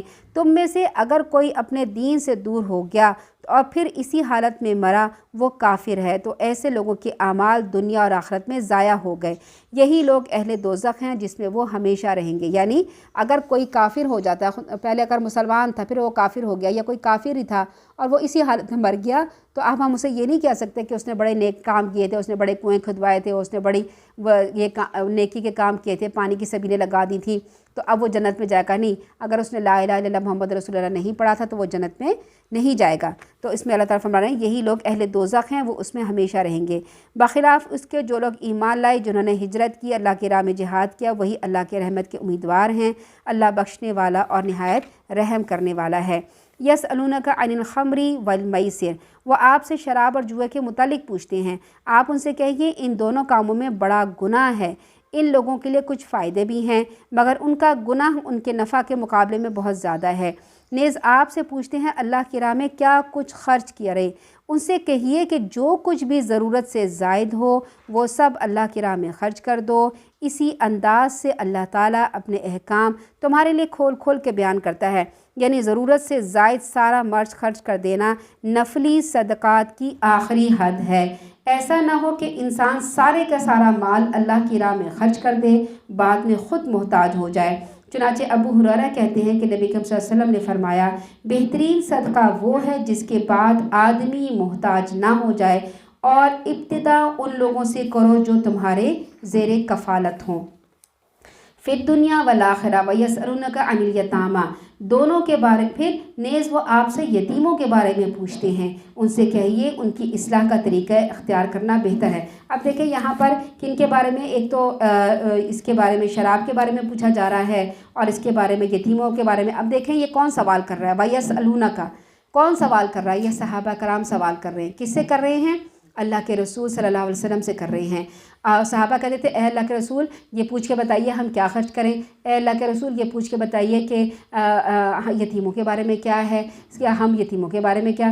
تو ان کے بارے میں جب اللہ کے رسول صلی اللہ علیہ وسلم اللہ تعالیٰ کی آیتیں، قرآن کی آیتیں پڑھ کے سناتے تھے تو ان کے ذہن میں کوسچن پیدا ہوتے تھے، وہ کوسچن کرتے تھے، اور وہ کوسچن کس سے ہوتے تھے؟ فقہ کے متعلق، یعنی قوانین کے متعلق ہوتے تھے۔ اللہ کے رسول ان کو جواب دیتے تھے۔ اللہ کے رسول کیسے جواب دیتے تھے؟ وحی کا انتظار کرتے تھے، اللہ تعالیٰ ان کے وحی کے ذریعے جواب دیتے تھے، پھر وہ صحابہ کرام کو بتاتے تھے، صحابہ کرام عمل کرتے تھے۔ تو اب آپ بتائیں صحابہ کرام کی ٹریننگ کون کر رہا تھا؟ اللہ کے رسول صلی اللہ علیہ وسلم کے ذریعے اللہ تعالیٰ ڈائریکٹ کر رہے تھے۔ صحابہ کرام جو تھے اللہ تعالیٰ کے ڈائریکٹ شاگرد تھے، اور وہ ان کی ایک زبردست قسم کی جماعت تیار کرائی تھی۔ آج کے دور میں اگر کوئی صحابہ کرام کے اوپر کوئی خدا نخواستہ کوئی غلط بات کہتا ہے تو اسے یہ سوچ سمجھ لینا چاہیے کہ وہ کس کے شاگرد تھے، اللہ تعالیٰ ان کی ٹریننگ کر رہا تھا، اللہ تعالیٰ نے انہیں ولی اپنا کہا ہے، اپنا دوست کہا ہے۔ بار بار آیتیں قرآن میں ان کے بارے میں اتری ہیں کہ اللہ ان سے راضی ہو گیا، وہ اللہ سے راضی ہو گئے۔ اللہ تعالیٰ نے فرمایا سورہ حدید میں ان کے درجات بہت بلند ہیں، بہت بڑے درجات والے لوگ ہیں وہ، تو ان کے متعلق ہمیں بہت احتیاط کے ساتھ بھولنا چاہیے۔ ٹھیک ہے، پھر اللہ تعالیٰ فرما رہے ہیں کہ وہ آپ سے یتیموں کے بارے میں پوچھتے ہیں، ان سے کہیے ان کی اصلاح کا طریقے اختیار کرنا بہتر ہے۔ یعنی یتیم اگر خدا نخواستہ کوئی ہو گئے ہیں تو یتیموں کی سب سے پہلے اصلاح کرنی بہتر ہے۔ پھر اگر انہیں اپنے ساتھ اپنے گھر میں رکھ لو تو وہ آخر تمہارے بھائی ہیں۔ یعنی کیا ہوا تھا، اس سے پیشتر یتیموں کے بارے میں 2 احکام نازل ہو چکے تھے۔ ایک یہ کہ یتیموں کے مال کے قریب نہ جاؤ، دوسرا یہ کہ جو لوگ یتیموں کا مال کھاتے ہیں وہ اپنے پیٹ میں آگ بھرتے ہیں۔ لہٰذا مسلمان یتیموں کے بارے میں سخت محتاط ہو گئے اور ان کے مال اپنے مال سے بالکل الگ کر دیے تھے۔ इसी से उनका खाना पीना दूसरी ज़रूरियात पूरी की जाती थी। मगर इस तरह यतीमों का बाज़ सूरतों में नुकसान हो जाता था। मसलन उनके लिए खाना पकाया जो बच गया वो ज़ाया हो गया। ऐसी सूरत हाल से मुतालिक रसूलुल्लाह सल्लल्लाहु अलैहि वसल्लम से सवाल किया गया, जिसका जवाब अल्लाह ताला ने ये दिया, असल में तो यतीमों की इस्लाह और भलाई मकसूद है। जिस सूरत में वो मैसर आए वो तुम इख्तियार कर सकते हो। अगर तुम उनका माल अपने माल में मिलाना मुनासिब समझते हो तो भी कोई हर्ज नहीं, आखिर वो तुम्हारे भाई हैं। यानी इसलिए माल ना मिलाओ कि तुम उनका जल्दी जल्दी माल खा जाओ और अपना माल समेट, नहीं, इसलिए माल मिलाओ कि तुम्हें मुश्किल हो रही है कि अपने लिए खाना अलग पकाओ, उनके लिए अलग पकाओ, अपने लिए काम करो, उनके लिए, तो उनको इस तरह इसलिए मिला लो ताकि तुम्हारे लिए आसानी हो। और मुशरिक औरतों से उस वक़्त निकाह ना करो जब तक वो ईमान ना ले आएँ। मुशरिक औरतें, अगर एक मोमिन लौंडी आज़ाद मुशरिका से बेहतर है, ख़्वाह वो तुम्हें बहुत पसंद हो, यानी किसी बाहर के मुल्क गए हैं, वहाँ पे आपको कोई औरत पसंद आ गई है लेकिन वो मुशरिका है, और अगर मुशरिका के और वो इस्लाम कबूल नहीं करना चाहती, लेकिन आपको वहाँ पे उसी इलाके में कोई ग़ुलाम लौंडी मिली है और वो मोमिन है, मोमिना है, तो वो मोमिना लौंडी बेहतर होगी उस आज़ाद मुशरिका औरत से जो आपको अच्छी लग रही है। अल्लाह ताला फरमाया अगर तुम्हें अच्छी भी लग रही है लेकिन तुमने से शादी नहीं करनी, शादी के लिए बेहतर कौन है? मोमिना औरत बेहतर है। इसी तरह से मुशरिक मर्दों से भी अपनी औरतों का निकाह ना करो जब तक वो ईमान ना ले आएँ। मुशरिक मर्द के बारे में बात यह है कि मुशरिक मर्द से, एक काफिर मर्द से एक मुसलमान औरत का निकाह हो ही नहीं सकता है। कि हम मुसलमान क्यों नहीं हो सकता? सबसे पहले तो देखें, उनके यहाँ पाकीज़गी और तहारत का तसव्वुर ही नहीं है। जैसे हमारे यहाँ जनाबत से अज़वाज दिन के बाद नहाया धोया जाता है, साफ़ अपने आप को पाक किया जाता है, वो उनके यहाँ तसव्वुर नहीं। दूसरा, उनके यहाँ मज़ाहब में अपने रसूलों का भी मजाक उड़ाया जाता है। अपने रसूलों के उन्होंने कार्टून बनाए हुए होते हैं और कार्टून फिल्में बनाई हुई होती हैं, उनकी फ़िल्में बनाई हुई होती हैं। ऐसे हमारे यहाँ नहीं होता। तो उनके यहाँ वो तसव्वुर अपने पैगम्बर का अदब का नहीं जो हमारे यहाँ तसव्वुर है। हमारे अल्लाह के रसूल सल्लम को ज़ाहिर है अल्लाह के बाद सबसे ज़्यादा इज़्ज़त और मुकर्रम कौन है? अल्लाह के रसूल सल्लम है। हमारी जान भी उन पर कुर्बान, हमारे माँ बाप भी उन पर कुर्बान, हमारी माल भी, औलाद भी उनके पर कुर्बान। तो हमारे लिए वो सबसे बड़े इज़्ज़त और मोहतरम है। लेकिन जो मुशरिक आदमी होते हैं वो इस बात को नहीं समझते। वो फिर अल्लाह के रसूल का नाउज़ुबिल्लाह मजाक उड़ाएंगे, कुरान का मजाक उड़ाएंगे, दीन का मजाक उड़ाएंगे, रोज़ा रखने का मजाक, रोज़ा रख के औरत को रोज़ा नहीं रखने देंगे, अज़वाजी ताल्लुक़ कायम, उनको क्या पता कि रोज़े में क्या क्या करना है क्या नहीं करना। तो मुशरिक मर्द से कभी भी अपनी मोमिन बेटी का निकाह ना करें। कोई भी मोमिन, अब ये आते हैं इस किस्म के क्वेश्चन। 2 साल पहले मुझे किस तरह से क्वेश्चन आया कि एक लड़की जो है वो ईसाई आदमी से शादी करना चाहती है, तो उसको इसी तरह से समझाया जब भी कोई ऐसा मसला हो तो ज़रूरी मुफ्तियान कराम के पास जाएं, वालों के पास जाएं, वो आपको उसका बेहतरीन हल बताएंगे और वो समझाना हमारा फ़र्ज़ है, बाकी आगे उनकी मर्ज़ी। लेकिन ये कि होता ही है कि कुछ अर्से बाद फिर लड़की उसे खुद ही छोड़ देती है, क्योंकि वो इतने गंदे और नापाक रहते हैं, उनकी गंदगी और नजिस इतना होता है, वो अल्लाह के रसूल का मजाक उड़ाते हैं, कुरान का मजाक उड़ाते हैं। तो ऑटोमेटिक मोमिन औरत, आखिरकार मुसलमान औरत के दिल में अल्लाह और उसके रसूल की मोहब्बत होती है, वो फिर उसे छोड़ देती है। तो अल्लाह ताला हमारे मुसलमान औरत जो है वो मुशरिक मर्द से निकाह ना करे जब तक वो ईमान ना ले आए। एक मोमिन ग़ुलाम आज़ाद मुशरिक से बेहतर है, ख्वाह वो तुम्हें अच्छा ही लगे। यानी किसी मुल्क का अगर प्रेसिडेंट भी हो, किसी मुल्क का अगर बादशाह भी हो और वो तुम्हें अच्छा लगे लेकिन वो मुशरिक है, लेकिन वहीं मुल्क का अगर कोई ग़ुलाम हो और वो मोमिन है तो तुम उस ग़ुलाम मोमिन से शादी कर लो, उस बादशाह मुशरिक से शादी ना करो। ये मुशरिक लोग तुम्हें दोज़ख की तरफ बुलाते हैं, जबकि अल्लाह ताला अपने इज़्न से तुम्हें जन्नत और मग़फ़िरत की तरफ बुलाता है। क्योंकि अल्लाह ताला रहमान और रहीम है, अल्लाह ताला गफ़ूर और रहीम है, अल्लाह ताला हमसे मोहब्बत करता है। अल्लाह ताला अपने अहकाम इसी अंदाज से खोल खोल कर लोगों के लिए बयान करता है ताकि वो नसीहत कबूल करें। फिर यसअलूनका व यसअलूनका अनिल महीज़, वो आपसे हीज़ के बारे में पूछते हैं, आप उनसे कहिए वो एक गंदगी है। अज़ा का मतलब तकलीफ़, बीमारी और गंदगी भी है। चुनांचे तिब्बी हैसियत के लफ्ज़ से, मेडिकल हैसियत से हीज़ के दौरान औरत की ये हालत होती है कि वो सेहत के निस्बत बीमारी के ज़्यादा करीब होती है। हीज़ की मुद्दत हर औरत के जिस्म और उसके मिजाज के लिहाज से कम व बेश कम या ज़्यादा होती है, जो कम से कम 3 दिन, ज़्यादा से ज़्यादा 10 दिन हो सकती है। अपनी अपनी आदत, पीरियड्स की आदत हर औरत को इल्म होता है। तो अल्लाह ताला फरमाया उस टाइम उसके अलग रहो, उसके करीब ना जाओ। अब इस तरह से ये जो पीरियड्स की हालत होती है, रमज़ान मुबारक में औरतों को बहुत ज़्यादा मुश्किलात आ जाती हैं। होता यह है कि जब तक सफ़ेदी ना देख लें उस वक़्त तक रोज़े ना रखें, उस वक़्त तक नमाज़ ना पढ़ें। जब सफ़ेदी देख लें उसके बाद रोज़े शुरू करें। होता यह है कि जल्द होती है, हम सबको रोज़ा रखने की ظاہر ہے سب کو بہت زیادہ شوق اور وہ ہوتا ہے کہ ہم زیادہ سے زیادہ روزے رکھ سکیں۔ اگر رات کو عورت نے اگر صبح پاک ہونا ہے تو کیا ہوتا ہے کہ وہ اپنی جلد بازی میں جو ہے وہ نہا لیتی ہیں اور پاک ہوتے روزہ رکھ لیتی ہیں، لیکن پھر دن کے ٹائم وہ پھر دھبا دیکھ لیتی ہیں، پھر پریشان ہوتی رہتی ہیں۔ جب تک سفیدی نہ دیکھ لیں اس وقت تک پاک نہ ہو۔ اچھا، آپ نے اگر پاک ہونا ہے، آپ اگر فجر سے پہلے پاک ہو گئی ہیں سحری میں اور آپ نے سفیدی دیکھ لی ہے، لیکن آپ کے پاس اب نہانے کا ٹائم نہیں ملا اور غسل کرنے کا ٹائم نہیں ملا، کیونکہ ابھی 10-15 منٹ ہے، یا آپ سحری کریں گی، گھر والوں کو سحری کرائیں گی یا غسل کریں گی، تو آپ نے کیا کرنا ہے، سحری بنائیں، سحری کریں، اس سے پہلے آپ نے وضو کرنا ہے۔ وضو کرنے میں کیا ہوتا ہے، ناک اور حلق میں پانی لے کے جاتی ہے، اس سے انسان پاک ہوتا ہے۔ وضو کرنے، وضو کرنے کے بعد آپ نے سحری بنا کے سب لوگوں کو دی، خود بھی کھائے، اس کے بعد آپ جائیں اور نہائیں دھوئیں اور پاک ہوں، اور اس کے بعد اپنی نماز پڑھ لیں، ٹھیک ہے۔ اگر آپ پہلے نہانے دھونے پاک ہونے لگ گئے تو کیا ہوگا، آپ کی سحری رہ جائے گی، پھر آپ کو یہ ہوگا کہ ہم اس بغیر سحری کے کھانا کھائے، تو انسان کا روزہ کا گزرنا اسی سوچ کے ساتھ مشکل ہو جاتا ہے۔ تو اللہ تعالیٰ جو ہے ہمارے لیے آسانیاں کرتے ہیں، مشکل نہیں کرتے۔ تو اللہ تعالیٰ فرمانے کہ جب تک پیریڈس ہوں عورتوں سے قریب نہ جاؤ، الگ رہو جب تک وہ پاک نہ ہو جائے، جب وہ پاک ہو جائے تو ان کے پاس جا سکتے ہو جدھر سے اللہ تعالیٰ نے تمہیں حکم دیا ہے۔ حیض میں پیریڈس میں کیا کیا پابندیاں لگ جاتی ہیں، وہ نماز نہیں پڑھ سکتی، پیریڈس کے دوران اسے نماز معاف ہے، اس کی قضا اس پر نہیں ہے، مگر وہ روزے بھی نہیں رکھ سکتی، لیکن روزے معاف نہیں، بعد میں ان کی قضا واجب ہے۔ وہ سوائے طواف کعبہ کے علاوہ حج کے تمام ارکان ادا کر سکتی ہیں، صرف طواف کعبہ نہیں کر سکتی، باقی عرفات، مینا، مزدلفہ سب جگہ جا سکتی ہیں۔ وہ کعبے میں یا کسی بھی مسجد میں داخل نہیں ہو سکتی، وہ قرآن کریم کو چھو نہیں سکتی، البتہ زبانی قرآن کریم کی تلاوت کر سکتی ہیں، جبکہ اکثر علماء نے اس کی اجازت دی ہے کہ وہ زبانی تلاوت کر سکتی ہیں۔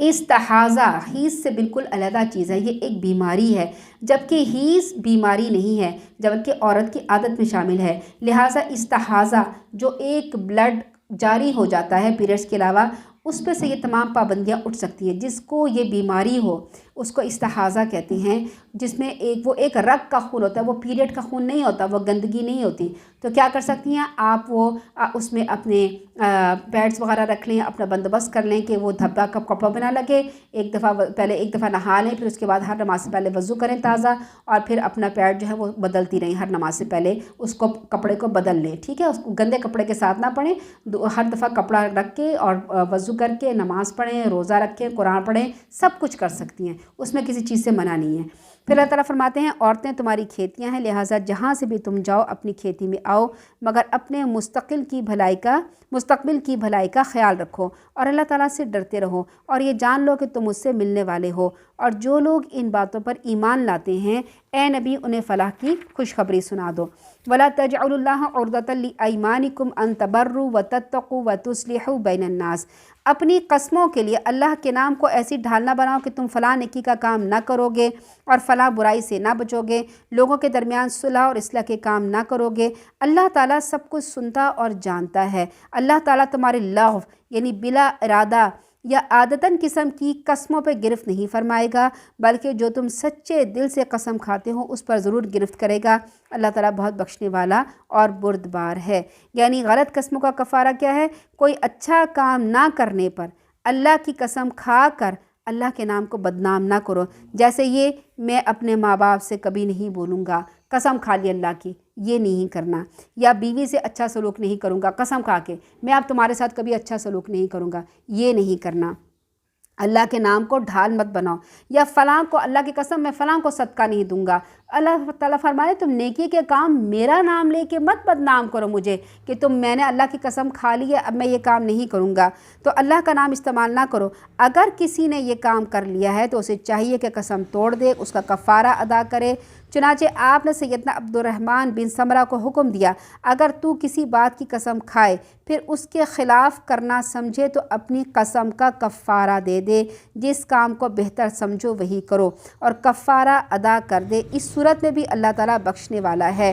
کفارہ کیا ہے، 10 مسکینوں کو کھانا کھلائے، یا 10 مسکینوں کو کپڑا پہنا دے، یا غلام آزاد کر دے، یا 3 دن روزے رکھے۔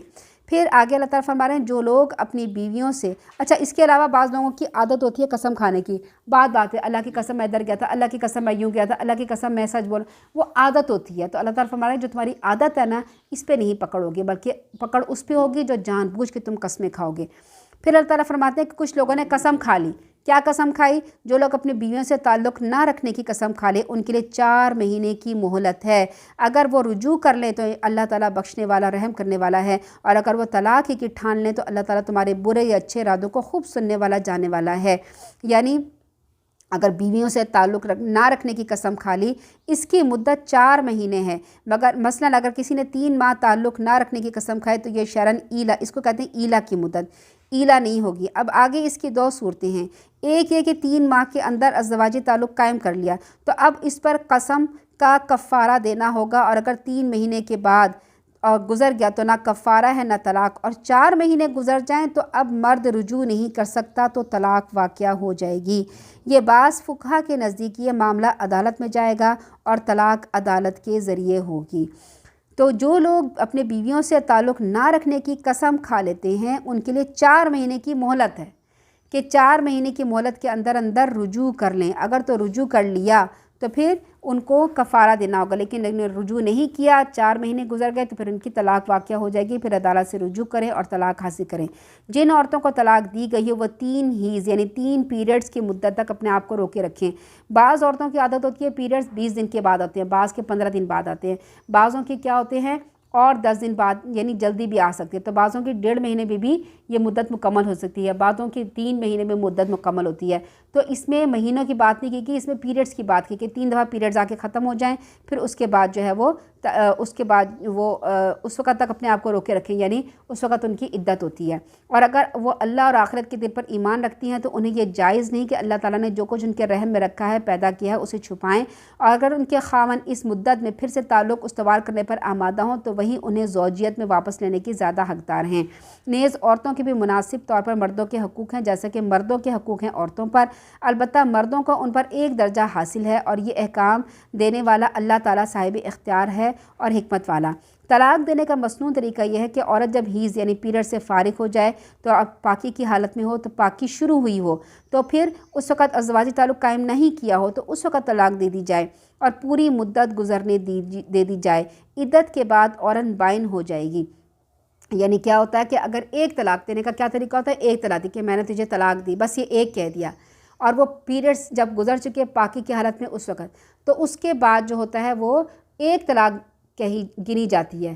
اس کے بعد اگر 3 مہینے گزرے، سال گزرے، اس کے بعد انہوں نے رجوع کر لیا آپس میں، اور 3 مہینے کے اندر رجوع کر لیا میاں بیوی نے، تو پھر کیا ہوا، انہیں دوبارہ نکاح کی ضرورت نہیں پڑی، وہ اپنے شوہر کے ساتھ، لیکن ایک طلاق واقعہ ہو چکی ہے۔ پھر اگر 10 سال بعد، 6 سال بعد، سال بعد پھر لڑائی ہوتی ہے، پھر اس کا شوہر اسے دوبارہ طلاق دیتا ہے تو پھر 2 طلاقیں ہو جائیں گی، پھر وہ 3 مہینے کے اندر رجوع کر سکتے ہیں، اپنا ازدواجی تعلق قائم کر سکتے ہیں۔ لیکن اگر 3 مہینے گزر گئے تو پھر کیا ہوتا ہے، پھر نہیں، پھر اس کو دوبارہ ان کو نکاح کرنا ہوگا۔ یہاں پر اللہ تعالیٰ فرما رہے ہیں کہ اگر وہ ایک دفعہ طلاق ہو گئی ہے تو تم کیا کرو، اگر شوہر اپنی بیوی کے پاس دوبارہ جانا چاہتا ہے یا بیوی اپنے شوہر کے پاس دوبارہ ملنا چاہتی ہے تو ان کو مت روکو، ان کو ملنے دو۔ یعنی ایک طلاق کے بعد، 3 طلاق کی بات نہیں ہو رہی، ایک طلاق کی بات ہو رہی ہے، ٹھیک ہے۔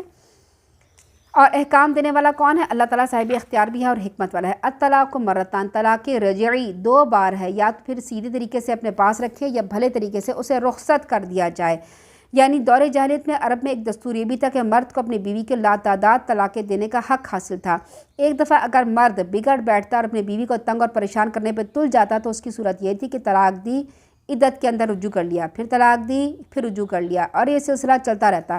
نہ وہ عورت کو اچھی طرح بساتا، نہ اسے آزاد کرتا کہ وہ کسی اور سے نکاح کر لیں۔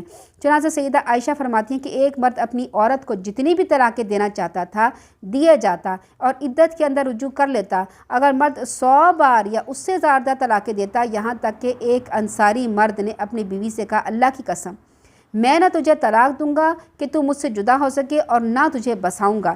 اس عورت نے کہا، وہ کیسے؟ کہنے لگا، میں تجھے طلاق دوں گا، پھر تیری عزت گزرنے کے قریب ہوگی تو رجوع کر لوں گا۔ یہ جواب سن کے وہ عورت سیدھی سیدہ عائشہ کے پاس گئی اور اپنا یہ دکھڑا سنایا۔ سیدہ عائشہ خاموش رہی یہاں تک کہ رسول اللہ تشریف لائے۔ سیدہ عائشہ نے آپ کو یہ ماجرا سنایا تو آپ بھی خاموش رہے یہاں تک کہ یہ آیت نازل ہوئی۔ اس آیت سے اسی معاشرتی برائی کا سدباب کیا گیا ہے اور مرد کے لیے صرف 2 بار طلاق دینے اور رجوع کرنے کا اختیار دیا گیا ہے۔ طلاق دینے کا مصنوع اور سب سے بہتر طریقہ یہ ہے کہ مرد حالت طہر میں عورت کو 1 طلاق دے، پوری عدت گزر جانے دے۔ اس صورت کو فقہی اصطلاح میں طلاق احسن کہتے ہیں۔ دوسری صورت یہ ہے کہ ایک طہر میں ایک طلاق دے اور دوسرے میں دوسری اور تیسرے میں تیسری دے دے، اس صورت کو حسن کہتے ہیں۔ پہلی صورت کا فائدہ یہ ہے کہ اگر عدت گزر جانے کے بعد بھی میاں بیوی آپس میں مل بیٹھنے پہ رضامند ہو تو تجدید نکاح یعنی دوبارہ نکاح ہوگا، پھر یہ صورت ممکن ہے۔ ایک مجلس میں 3 طلاقیں دینا۔ تیسری صورت یہ ہے کہ ایک دفعہ میں تینوں طلاقیں دے دی، یہ صورت طلاق کی طلاق بدعی کہلاتی ہے۔ ایسا کرنا کبیرہ گناہ ہے، اگرچہ بعض فقہا کے مطابق یہ تینوں طلاقیں واقعہ ہو جاتی ہیں، مگر سنت کے لحاظ سے ایک ہی طلاق واقعہ ہوگی۔ سیدنا ابن عباس فرماتے ہیں کہ رسول اللہ اور سیدنا ابو بکر کے زمانے میں اور سیدنا عمر کی خلافت کے ابتدائی 2 سالوں تک ایک دفعہ میں 3 طلاقوں کو ایک ہی شمار کیا جاتا تھا۔ پھر حضرت عمر رضی اللہ تعالیٰ عنہ نے کہا کہ لوگوں نے ایک ایسے کام میں جلدی کرنا شروع کر دی ہے جن میں ان کے لیے مہلت اور نرمی تھی، تو اب ہم کیوں نہ ان پر 3 طلاقیں ہی نافذ کر دیں۔ چنانچہ سیدنا عمر نے ایسا قانون بنایا تھا کہ جو 3 دفعہ طلاق دے گا وہ 3 دفعہ طلاق ہو جائے گی، کیونکہ لوگوں نے مذاق بنا لیا تھا، 3 دفعہ طلاق دے کے پھر کہتے تھے نہیں ہماری تو ایک ہی طلاق ہوئی ہے، تو اس بات پہ انہوں نے سختی کی تھی۔ پھر اللہ تعالیٰ فرماتے ہیں کہ جو کچھ تم انہیں دے چکی ہو اس میں سے یہ تمہارے لیے بہتر نہیں ہے کہ تم اس سے، تمہارے لیے جائز نہیں ہے کہ جو کچھ تم انہیں دے چکی ہو یعنی عورتوں کو وہ واپس لے لو۔ یعنی عورتوں کو اگر حق مہر جو دیا ہے اس کے علاوہ دوسری اشیاء، زیور، کپڑے جو خاوند اپنی بیوی کو تحفتاً دے چکا ہو، کسی کو ہدیہ دے کر واپس لینا عام حالات میں بھی جائز نہیں ہے، اور ایسے ہدیہ یا گفٹ کو واپس لینے والے کو اس فعل کو رسول اللہ صلی اللہ علیہ وسلم نے اس کتے سے تشبیہ دی ہے جو قے کرے اور پھر اسے چاٹ لے۔ طلاق دینے والے شوہر کے لیے یہ اور بھی شرمناک بات ہے کہ وہ کسی زمانے میں اس نے جو اپنی بیوی کو تحفہ دیا ہے اور صدقے کرنے کا کہے کہ یہ میرے واپس کرو۔ کیا ہوتا ہے کہ جب طلاق لینے لگتے کہتے ہیں ہمارا زیور واپس کر دو، ہماری جائیداد واپس کر دو، ہمارا زمین جو لکھا ہے تھا وہ واپس کر دو، جو گفٹ ہم نے تمہیں دیے تھے مہنگے مہنگے، فلاں چیز دی تھی، فلاں بریسلیٹ دیا تھا، تمہیں کڑے بنوا کے دیے تھے، تمہیں یہ وہ واپس کرو۔ اللہ تعالیٰ ہمارے تم نے اسے خزانہ بھی دیا ہے، تم واپس نہیں لے سکتے، وہ اس عورت کا ہے، دے دیا دے دیا۔ اور یہ کہ دونوں میاں بیوی اس بات سے ڈرتے رہیں کہ وہ اللہ کی حدود کی پابندی نہ کر سکیں گے۔ ہاں اگر تم اس بات سے ڈرتے ہو کہ اللہ کی حدود کی پابندی نہیں کر سکو گے تو پھر عورت اگر کچھ دے دلا کر اپنی گلو خلاصی کرا لے تو دونوں پہ کچھ گناہ نہیں۔ یعنی اگر آدمی طلاق نہیں دے رہا تو عورت خلا لے لے۔ خلا لینے کا طریقہ یہ ہوتا ہے کہ عورت پھر مہر چھوڑ دے گی، ٹھیک ہے، مہر چھوڑ دے گی، جو بھی ہے کہ میں مہر نہیں لیتی تو مجھے طلاق دے دو، یہ عورت کی طرف سے طلاق کا مطالبہ ہوتا ہے جو عدالت کی طرف سے کیا جاتا ہے۔ یہ ہے اللہ تعالیٰ کی حدود، ان سے آگے نہ بڑھو، جو کوئی اللہ کی حدود سے تجاوز کرے گا تو ایسے ہی لوگ ظالم ہیں۔ پھر اگر مرد تیسری طلاق بھی دے دے تو اس کے بعد وہ عورت اس کے لیے حلال نہیں ہوگی، حلال نہیں ہوگی 3 طلاقوں کے بعد۔ لیکن اللہ تعالیٰ نے ایک صورت بتائی ہے، وہ کیا بتائی ہے کہ اگر وہ کسی دوسرے شخص سے نکاح کر لے، اگر وہ دوسرا خاوند اسے طلاق دے دے تو پھر پہلا خاوند اور یہ عورت دونوں اگر یہ گمان رکھتے ہوں کہ وہ اب اللہ کی حدود کی پابندی کر سکیں گے تو وہ آپس میں رجوع کر سکتے ہیں، ان پر کچھ گناہ نہیں۔ یہ ہیں اللہ تعالیٰ کی حدود جنہیں اللہ تعالیٰ اہل علم کے لیے کھول کے بیان کرتا ہے۔ اللہ تعالیٰ نے یہاں پہ ایک بات بتائی ہے کہ دیکھو کہ جب میاں بیوی میں طلاق ہو جائے، 3 طلاقیں ہو گئیں، اب الگ الگ ہو گئے، بچے ہیں ان کے، اب 1 سال گزر گیا، 2 سال گزر گیا، 3 سال گزر گیا، بچے بڑے ہو گئے، بچوں نے یونیورسٹی اور کالج میں جانا، یہ لڑکی بڑی ہوئی، لڑکی کی شادی کا مسئلہ ہے تو وہ کہیں گے بھائی ہم اس کے رشتے ناتے نہیں آ رہے، یہ کوئی بھی مسئلہ ہے، اور وہ چاہیں کہ بھئی میں جو ہوں ان کو اب ہمیں اکٹھا رہنا پڑے گا، ہمیں بچوں کے لیے مسئلہ ہے، تو اکٹھا رہنے کے لیے کیا ہوتا ہے، اللہ تعالیٰ فرماتے ہیں کہ اب وہ میاں بیوی کبھی بھی جو ہے وہ اکٹھا نہیں رہ سکتے، اکٹھا نہیں رہ سکتے جب تک کہ وہ عورت کسی دوسری سے مطلب شادی نہ کرے، اور شادی کرنے کے بعد یا تو وہ آدمی مر جائے یا پھر وہ طلاق دے دے، پھر وہ اپنے پہلے پرانے شوہر کے ساتھ شادی کر سکتی ہے۔ لیکن یہ ایک بات بتائی گئی ہے کہ اگر وہ اس عورت نے کسی سے شادی کی پھر اس کا شوہر مر گیا یا طلاق دی، یہ نہیں کہا کہ اگر تم اس آدمی سے، پرانے آدمی سے شادی کرنی چاہتی ہو تو ایسا کرو کہ تم فلاں آدمی سے شادی کرو، فلاں بڈھے سے شادی کرو، پھر وہ تمہیں صبح شادی کرے، شام کو طلاق دے دو تو پھر واپس میرے پاس آ جانا۔ یہ کام جو ہے حلالہ کرانا کہلاتا ہے، اللہ تعالیٰ نے اسے حرام کیا، یعنی جان بوجھ کے ایسا نکاح نہ کرو کہ میں نے تو نکاح طلاق لینے کے لیے کرنا ہے، میں نے تو نکاح اس لیے کرنا ہے اس بڈھے سے کہ میں نے واپس اپنے پرانے آدمی سے شادی کرنی ہے۔ اس طریقے کو اللہ تعالیٰ نے سنت رسول میں زنا قرار دیا ہے، اور اس کو حلالے کو کیا کہا ہے، یہ حرام ہے۔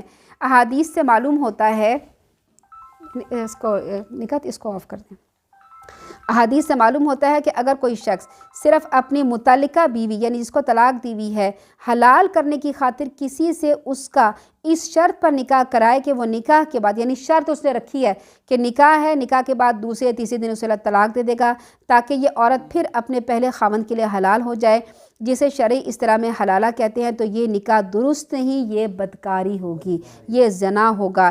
اس طریقے سے سازشی نکاح اور طلاق سے وہ عورت اپنے پہلے شوہر کے لیے بھی حلال نہیں ہوگی۔ نبی صلی اللہ علیہ وسلم نے اس طرح حلالہ نکالنے والے اور نکلوانے والے پر لعنت فرمائی ہے، یعنی اللہ کے رسول نے اس پہ لعنت فرمائی ہے، اور حلالہ نکلوانے والے کو 30 مستعار یعنی کرائے کا سانڈ کہا ہے۔ سیدنا عمر نے حکم دیا کہ ایسے حلالہ نکلوانے والے اور نکالنے والے دونوں کو زنا کی سزا دی جائے گی۔ اس مسئلے کا افسوسناک پہلو یہ ہے کہ بیک وقت 3 طلاق دینے کا جرم تو مرد کرتا ہے، لیکن اس جرم کی سزا نکاح حلالہ کی صورت میں عورت کو دی جاتی ہے۔ مرد کو تو اہل علم و فتویٰ سرزش کرنے تک کے روادار نہیں، اس کو ڈانٹتے تک نہیں ہے کہ تم نے ایک دفعہ میں کیوں طلاق دی ہے، ٹھیک ہے، مگر بیوی کو کسی کرائے کے سانڈ کے ہاں شب بسری رات کرنے کی، اس رات گزارنے کی انہیں راہ دکھائی دی جاتی ہے۔ کرے کوئی، یعنی آدمی نے اگر جرم کیا ہے تو بھرنا کس کو پڑتا ہے؟ عورت کو بھرنا پڑتا ہے۔ تو بیک وقت 3 طلاق کی قباحت اس پہ بیان کی گئی۔ اس بے بس اور غیرت مند عورت نے اس ظلم و زیادتی کا اپنے طلاق دینے والے خاوند اور اپنے رشتہ داروں سے انتقام لیا۔ کیسے؟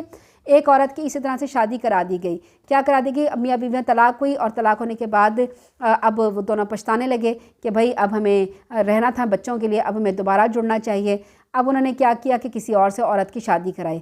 عورت کی نے تو ظاہر ہے عورت تو نہیں چاہتی کہ کسی کے ساتھ 1 دن بھی رہے، 2 دن بھی شرائط پہ نہیں رہنا چاہتی، وہ عورت کی شادی کرا دی زبردستی۔ اور یہ جو حلالہ ہوتا ہے نا، اس میں نہ خوشی ہوتی ہے، نہ اعلان ہوتا ہے، نہ مہر رکھا جاتا ہے، نہ تحفے تحائف دیتے ہیں، نہ لوگوں کو بلایا جاتا ہے، نہ ولیمہ ہوتا ہے، چھپ چھپا کے چوری کی طرح نکاح کیا جاتا ہے، اور اگلے دن میں فٹافٹ طلاق لے کے پھر اپنے شوہر سے دوبارہ سے نکاح۔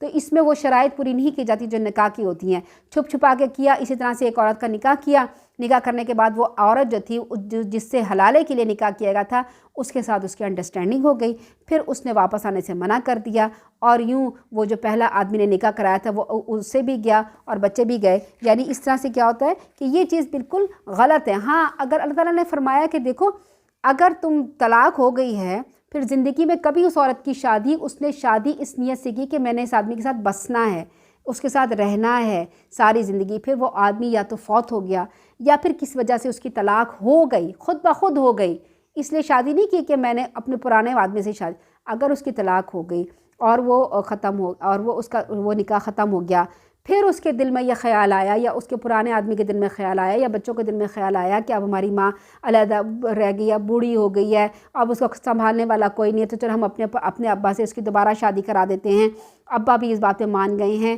تو چلو ٹھیک ہے، اب ان کی دوبارہ شادی ہو گئی، اس لیے کہ اس کی کوئی شرائط نہیں رکھی گئی تھی کہ ہم نے کسی بوڑھے سے شادی کرانی ہے، طلاق لینی ہے، پھر دوبارہ جو ہے وہ پہلے شوہر سے کرانی، تو اس شرط پہ شادی کرانے کو حلالہ کو گناہ قرار دیا گیا ہے، زنا۔ خود بخود یہ معاملات ہوتے چلے جائیں تو اس کو گناہ نہیں کہا گیا، ٹھیک ہے، وہ حلالہ نہیں کہلائے گا۔ وہ ایک آپ کو طریقہ بتایا گیا کہ بھئی اگر اس طریقے پہ یہ ہو گیا ہے، عورت کسی اور سے شادی کر چکی ہے تو پھر وہ کر سکتی ہے اگر وہ دونوں بسنا چاہیں، لیکن اس شرط پر کہ بھئی ہم نے طلاق لے کے دوبارہ واپس کرنی ہے اور حلالہ کرنا ہے، 1 دن کے لیے چھوڑنا ہے، یہ غلط ہے، یہ گناہ ہے، ٹھیک ہے۔ اب یہ کیا ہوتا ہے، بہت سے جو ہے آپ لوگوں نے اب فیس بک یا سوشل میڈیا تو ایسی چیزیں ہیں جس میں سب کچھ واضح کھل کے سامنے، فیس بک پہ اکثر کہیں لوگوں کے جو دینی ادارے ہوتے ہیں وہاں کی تصویریں، یا کوئی کسی نے اپنی دکان کھول کے رکھی ہوتی ہے تصویر وہاں پہ آئی ہوئی ہے کہ حلالہ کرانے کے لیے فلاں آدمی سے رجوع کیا جائے، وہ حلالہ کے لیے دستیاب ہے، یعنی وہ آدمی اپنے آپ کو حلالہ کے لیے پیش کرتا ہے،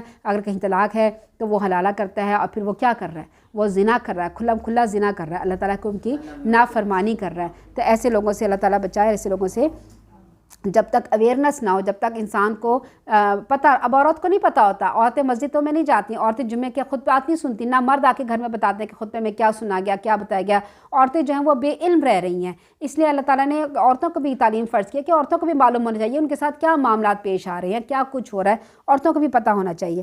اللہ تعالیٰ کے احکام کا مذاق نہ اڑاؤ، اللہ کے اس احسان کو یاد رکھو جو اس نے تم پر کیا اور جو تم پر کتاب اور حکمت نازل کی، جس کے ذریعے وہ تمہیں نصیحت کرتا ہے۔ اللہ سے ڈرتے رہو، جان لو اللہ تعالیٰ ہر چیز کو خوب جانتا ہے۔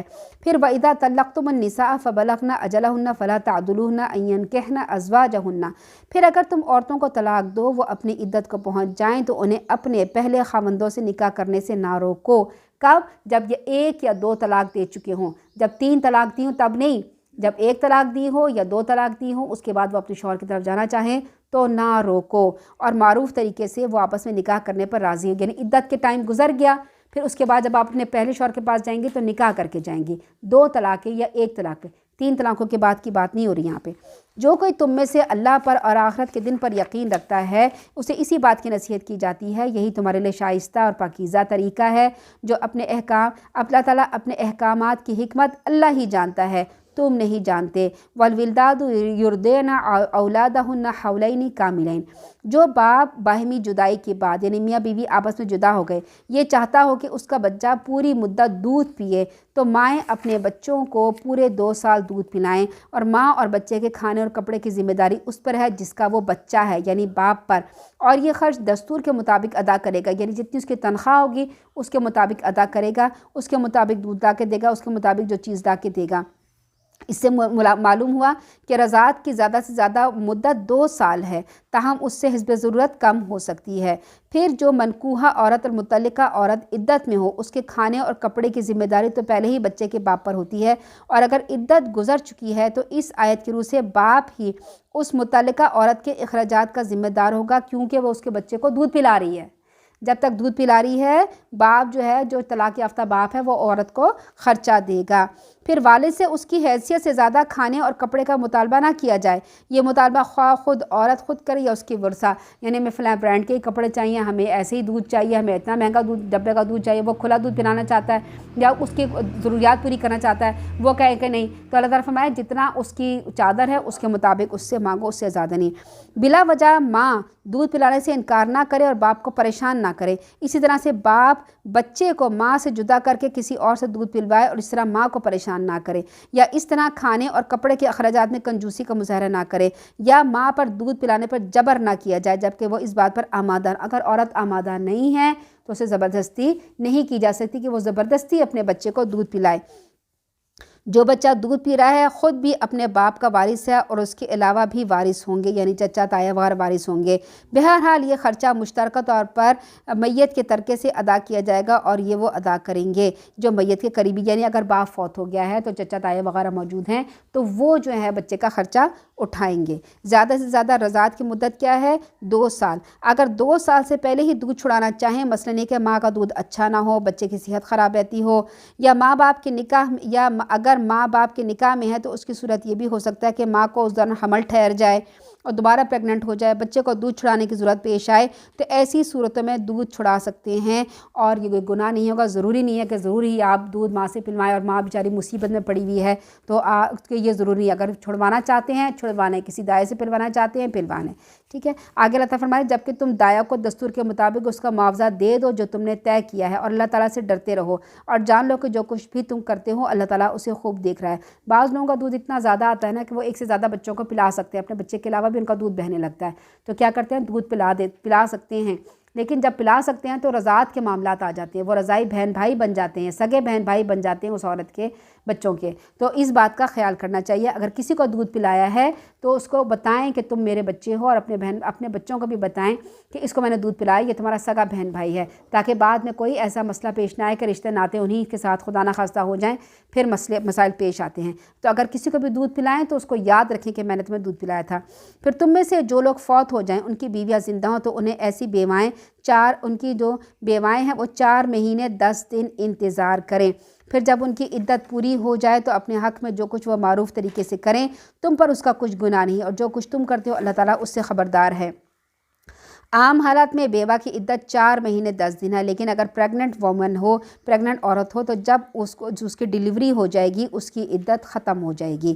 یہی مدت بیوہ کے سوگ میں ہے، بیوہ ہے یا اگر متعلقہ ہے، طلاق ہوئی ہے، تو پھر کیا ہوتا ہے اگر وہ پریگننٹ ہے اگلے دن ہی اس کا بچہ ہو جاتا ہے، اس کی عدت ختم۔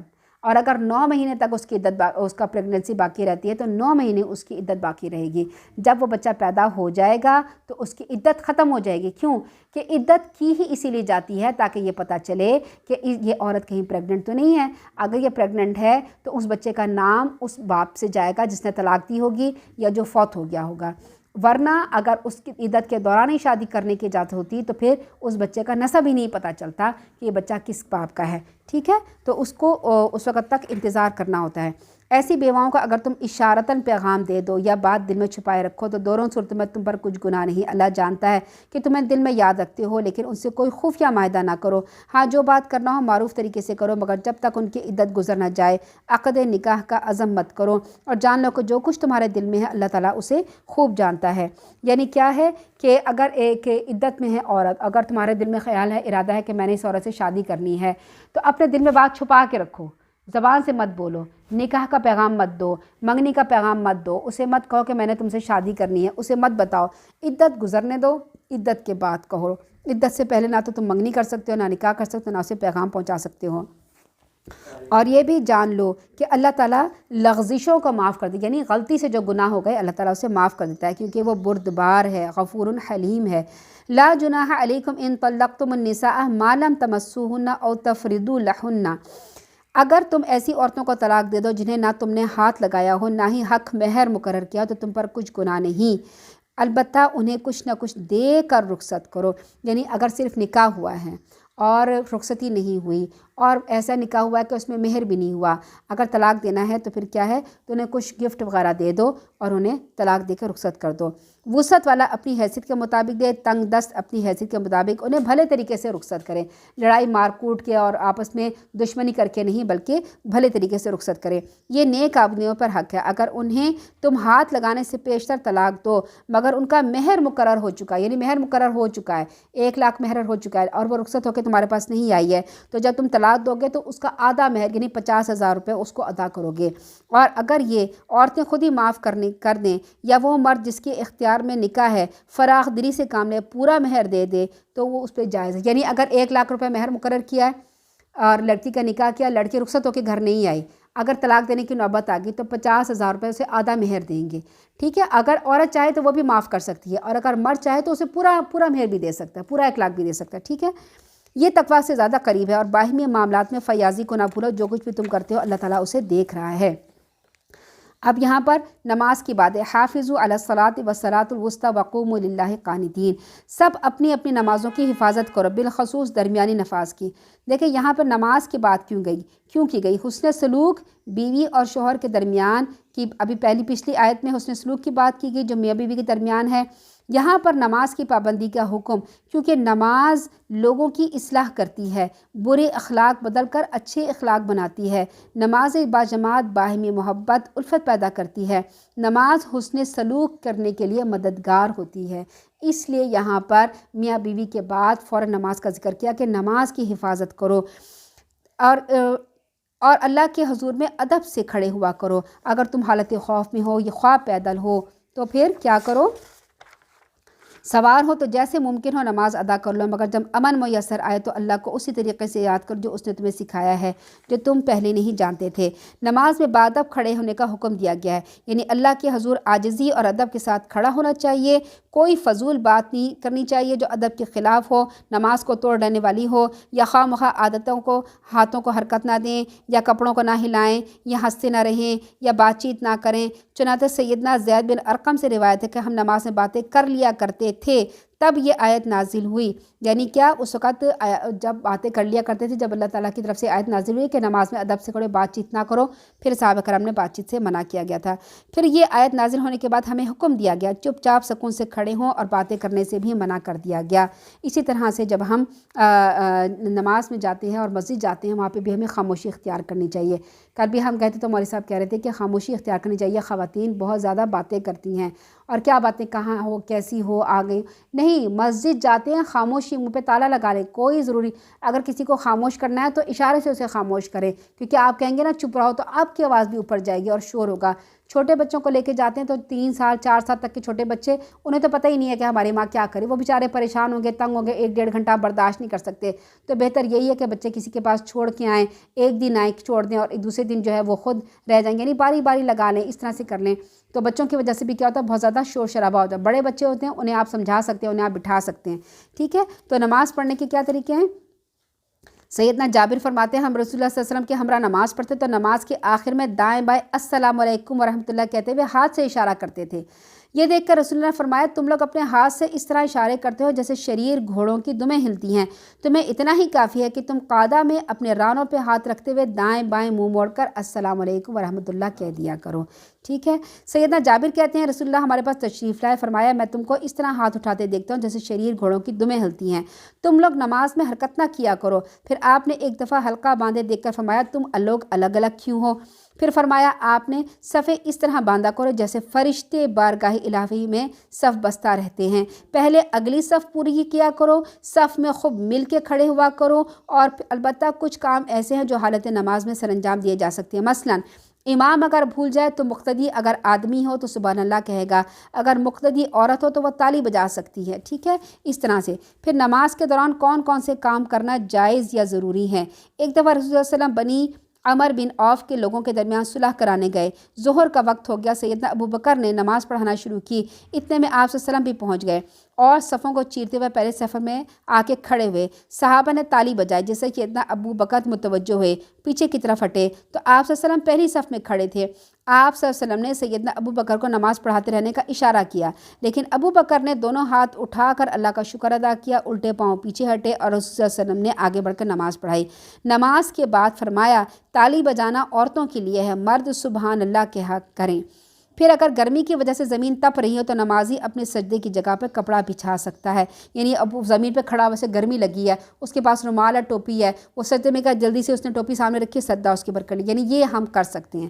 سیدہ عائشہ فرماتی ہے رات کے وقت جب آپ نماز پڑھتے تو اپنے پاؤں لمبے کیے ہوئے ہوتی تھیں، سجدے کے وقت آپ صلی اللہ علیہ وسلم مجھے ہاتھ لگاتے تو میں پاؤں سمیٹ لیتی، پھر جب آپ صلی اللہ علیہ وسلم کھڑے ہوتے تو میں پاؤں لمبے کر لیتی، یعنی جب بھی آپ سجدہ کرتے تھے ان کے پاؤں پہ ہاتھ رکھتے وہ پاؤں پیچھے کر لیتی۔ چھوٹے چھوٹے حجرے ہوتے تھے نا، بڑے بڑے تو نہیں ہوتے تھے گھر۔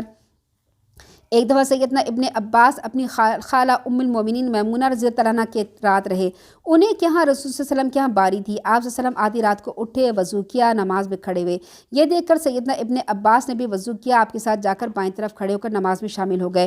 رسول اللہ صلی اللہ علیہ وسلم نے ابن عباس کے سر پہ ہاتھ رکھا، پھر دائیں کان کو مروڑا، پھر انہیں پکڑ کر پیچھے سے اپنی دائیں جانب کھڑا کر لیا، یعنی یوں کر کے ایسے کر کے پیچھے سے اپنی دائیں جانب کھڑا کر لیا۔ پھر نفلی نماز کے دوران فرض نماز کے دوران نہیں، والد یا والدہ پکارے تو نماز توڑ کر بھی ان کی بات سننا جائز ہے۔ پھر آگے اللہ تعالیٰ فرماتے ہیں کہ تم میں سے جو لوگ فوت ہو جائیں اور ان کی بیویاں موجود ہیں تو وہ اپنی بیویوں کو بیواؤں کے حق میں وصیت کر جائیں کہ سال بھر انہیں نان نفقہ دیا جائے، گھر سے نہ نکالا جائے۔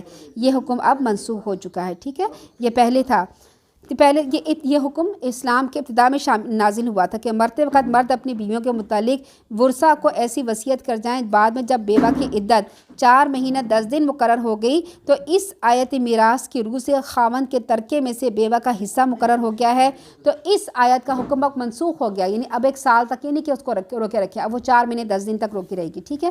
لیکن اگر ان عورتوں کے ذہن میں اپنے لیے کوئی اچھی تجویز ہو اور وہ از خود گھر سے چلی جائیں تو تم پر گرفت نہیں ہے، اور اللہ ہی صاحب اقتدار اختیار اور حکمت والا ہے۔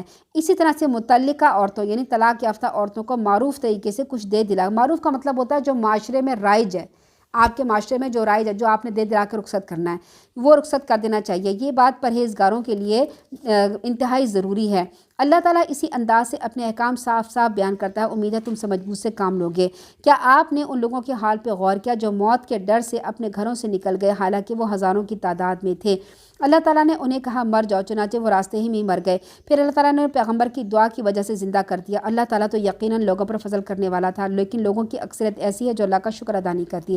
ہم نے پچھلی آیتیں پڑھی، اس میں جہاد کی بات آ رہی تھی، جہاد کے بعد جو ہے وہ طلاق کے بعد اور فوت ہونے کے بعد اور عدت کے بعد اور اور وراثت کی بات اور یتیموں کی بات ہے. کیوں کہ جب جہاد ہوتا ہے تو عورتیں بیوہ ہو جاتی ہیں, پھر بچے یتیم ہو جاتے ہیں, ان کے مسئلے مسائل کھڑے ہوئے. اللہ تعالیٰ نے یہ آیت نازل کی, تم یتیموں کے ساتھ یہ کرو, بیواؤں کے ساتھ یہ کرو, اگر بیوہ کی عدت ہے اس کے ساتھ یہ کرو. پھر اس کے بعد اللہ تعالیٰ نے فرمایا کہ اب یہ تمہاری باتیں سمجھ میں آ گئیں, اب کیا ہے, اب پھر جہاد پہ آ جاؤ. جہاد میں موت سے نہ ڈرو. دیکھو موت سے ڈر کے ایک بستی چلی گئی تھی اور وہ تو اللہ تعالیٰ نے پھر اس کو وہاں پہ بھی اس کو موت دے دی, وہ سب لوگ مر گئے.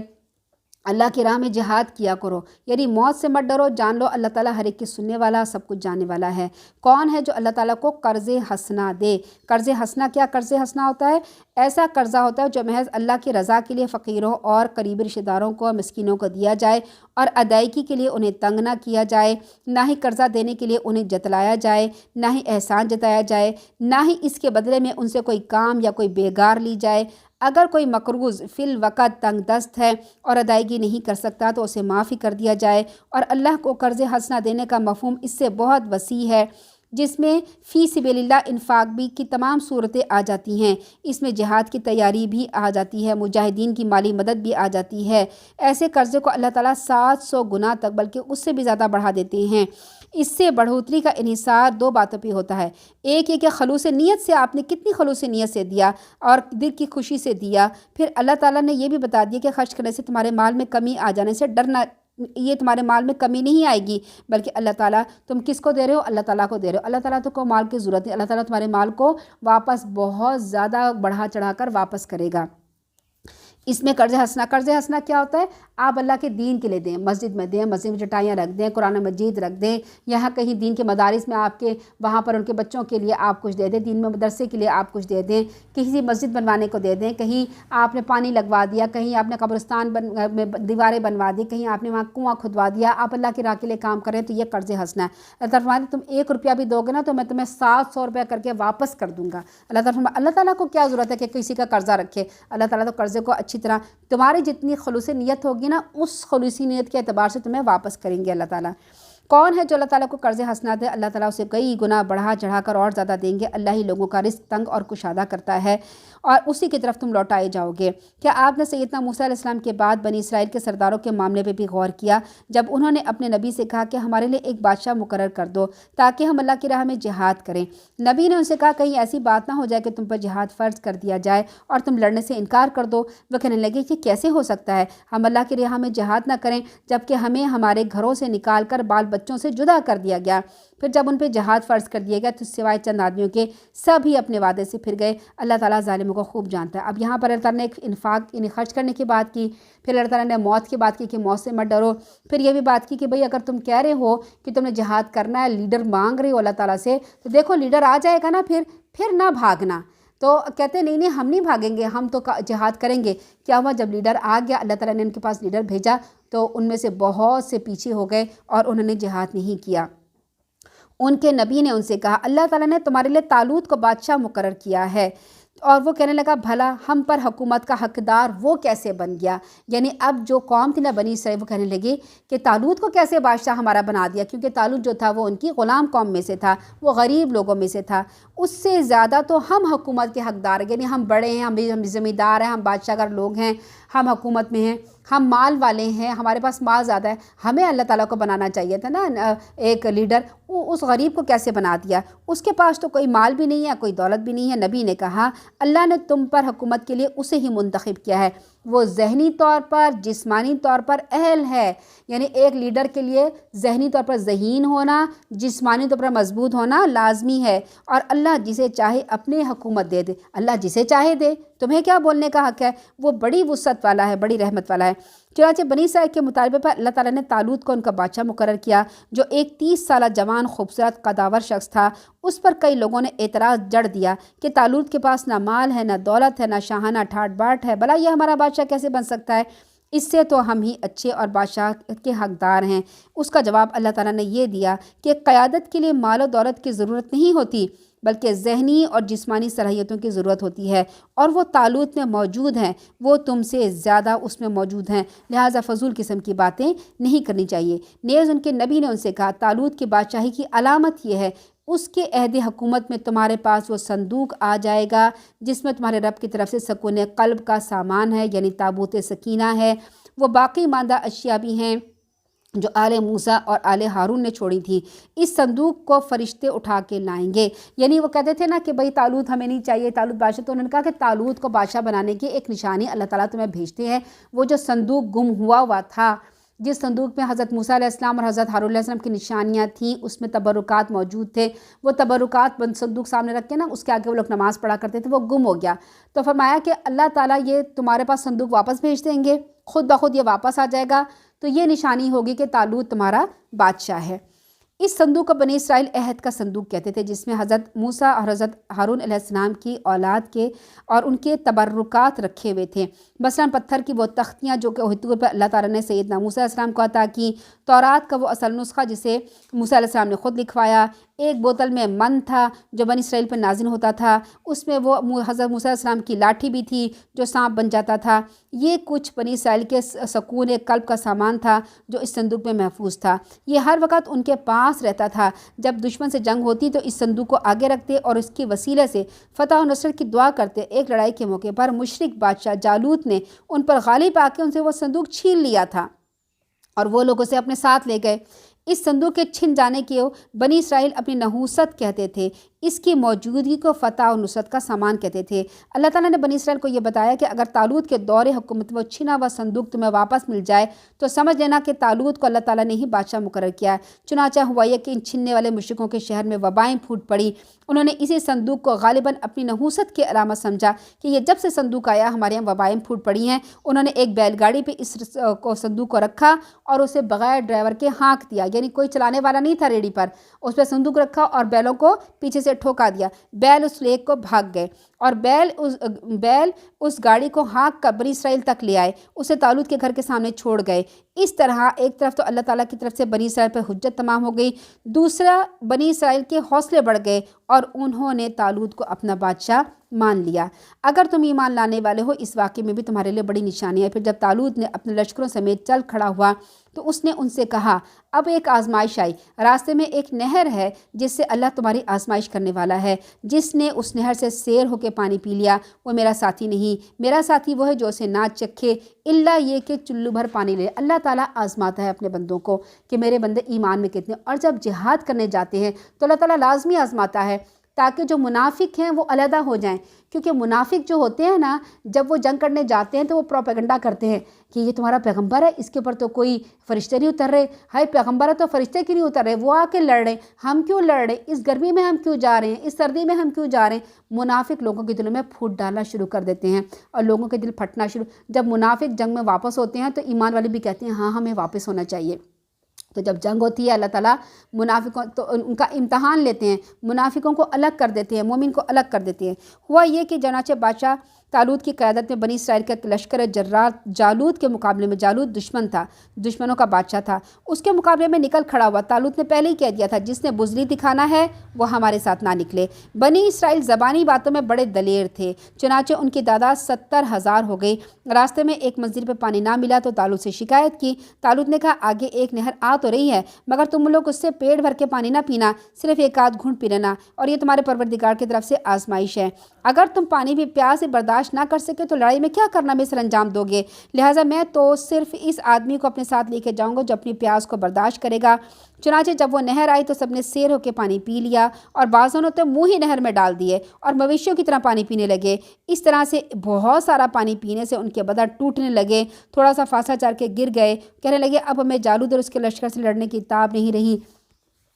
اب یہ کیا ہے کہ دیکھیں رمضان میں بھی ہوتا ہے کہ جب گرمیوں کے روزے ہوتے ہیں تو کیا ہوتا ہے، بہت سخت پیاس لگتی ہے، اور جب روزہ کھولنے لگتے ہیں تو کچھ نہیں کہ صرف پانی پانی پانی پانی پانی پانی ہم پیتے ہیں، روح افزا پیا، شربت پیا، پانی پیا، اس کے بعد کہتے ہیں ہائے ہم سے چلا نہیں جا رہا، نماز مشکل ادا ہو رہی ہے، ہائے تراویح کیسے پڑھیں۔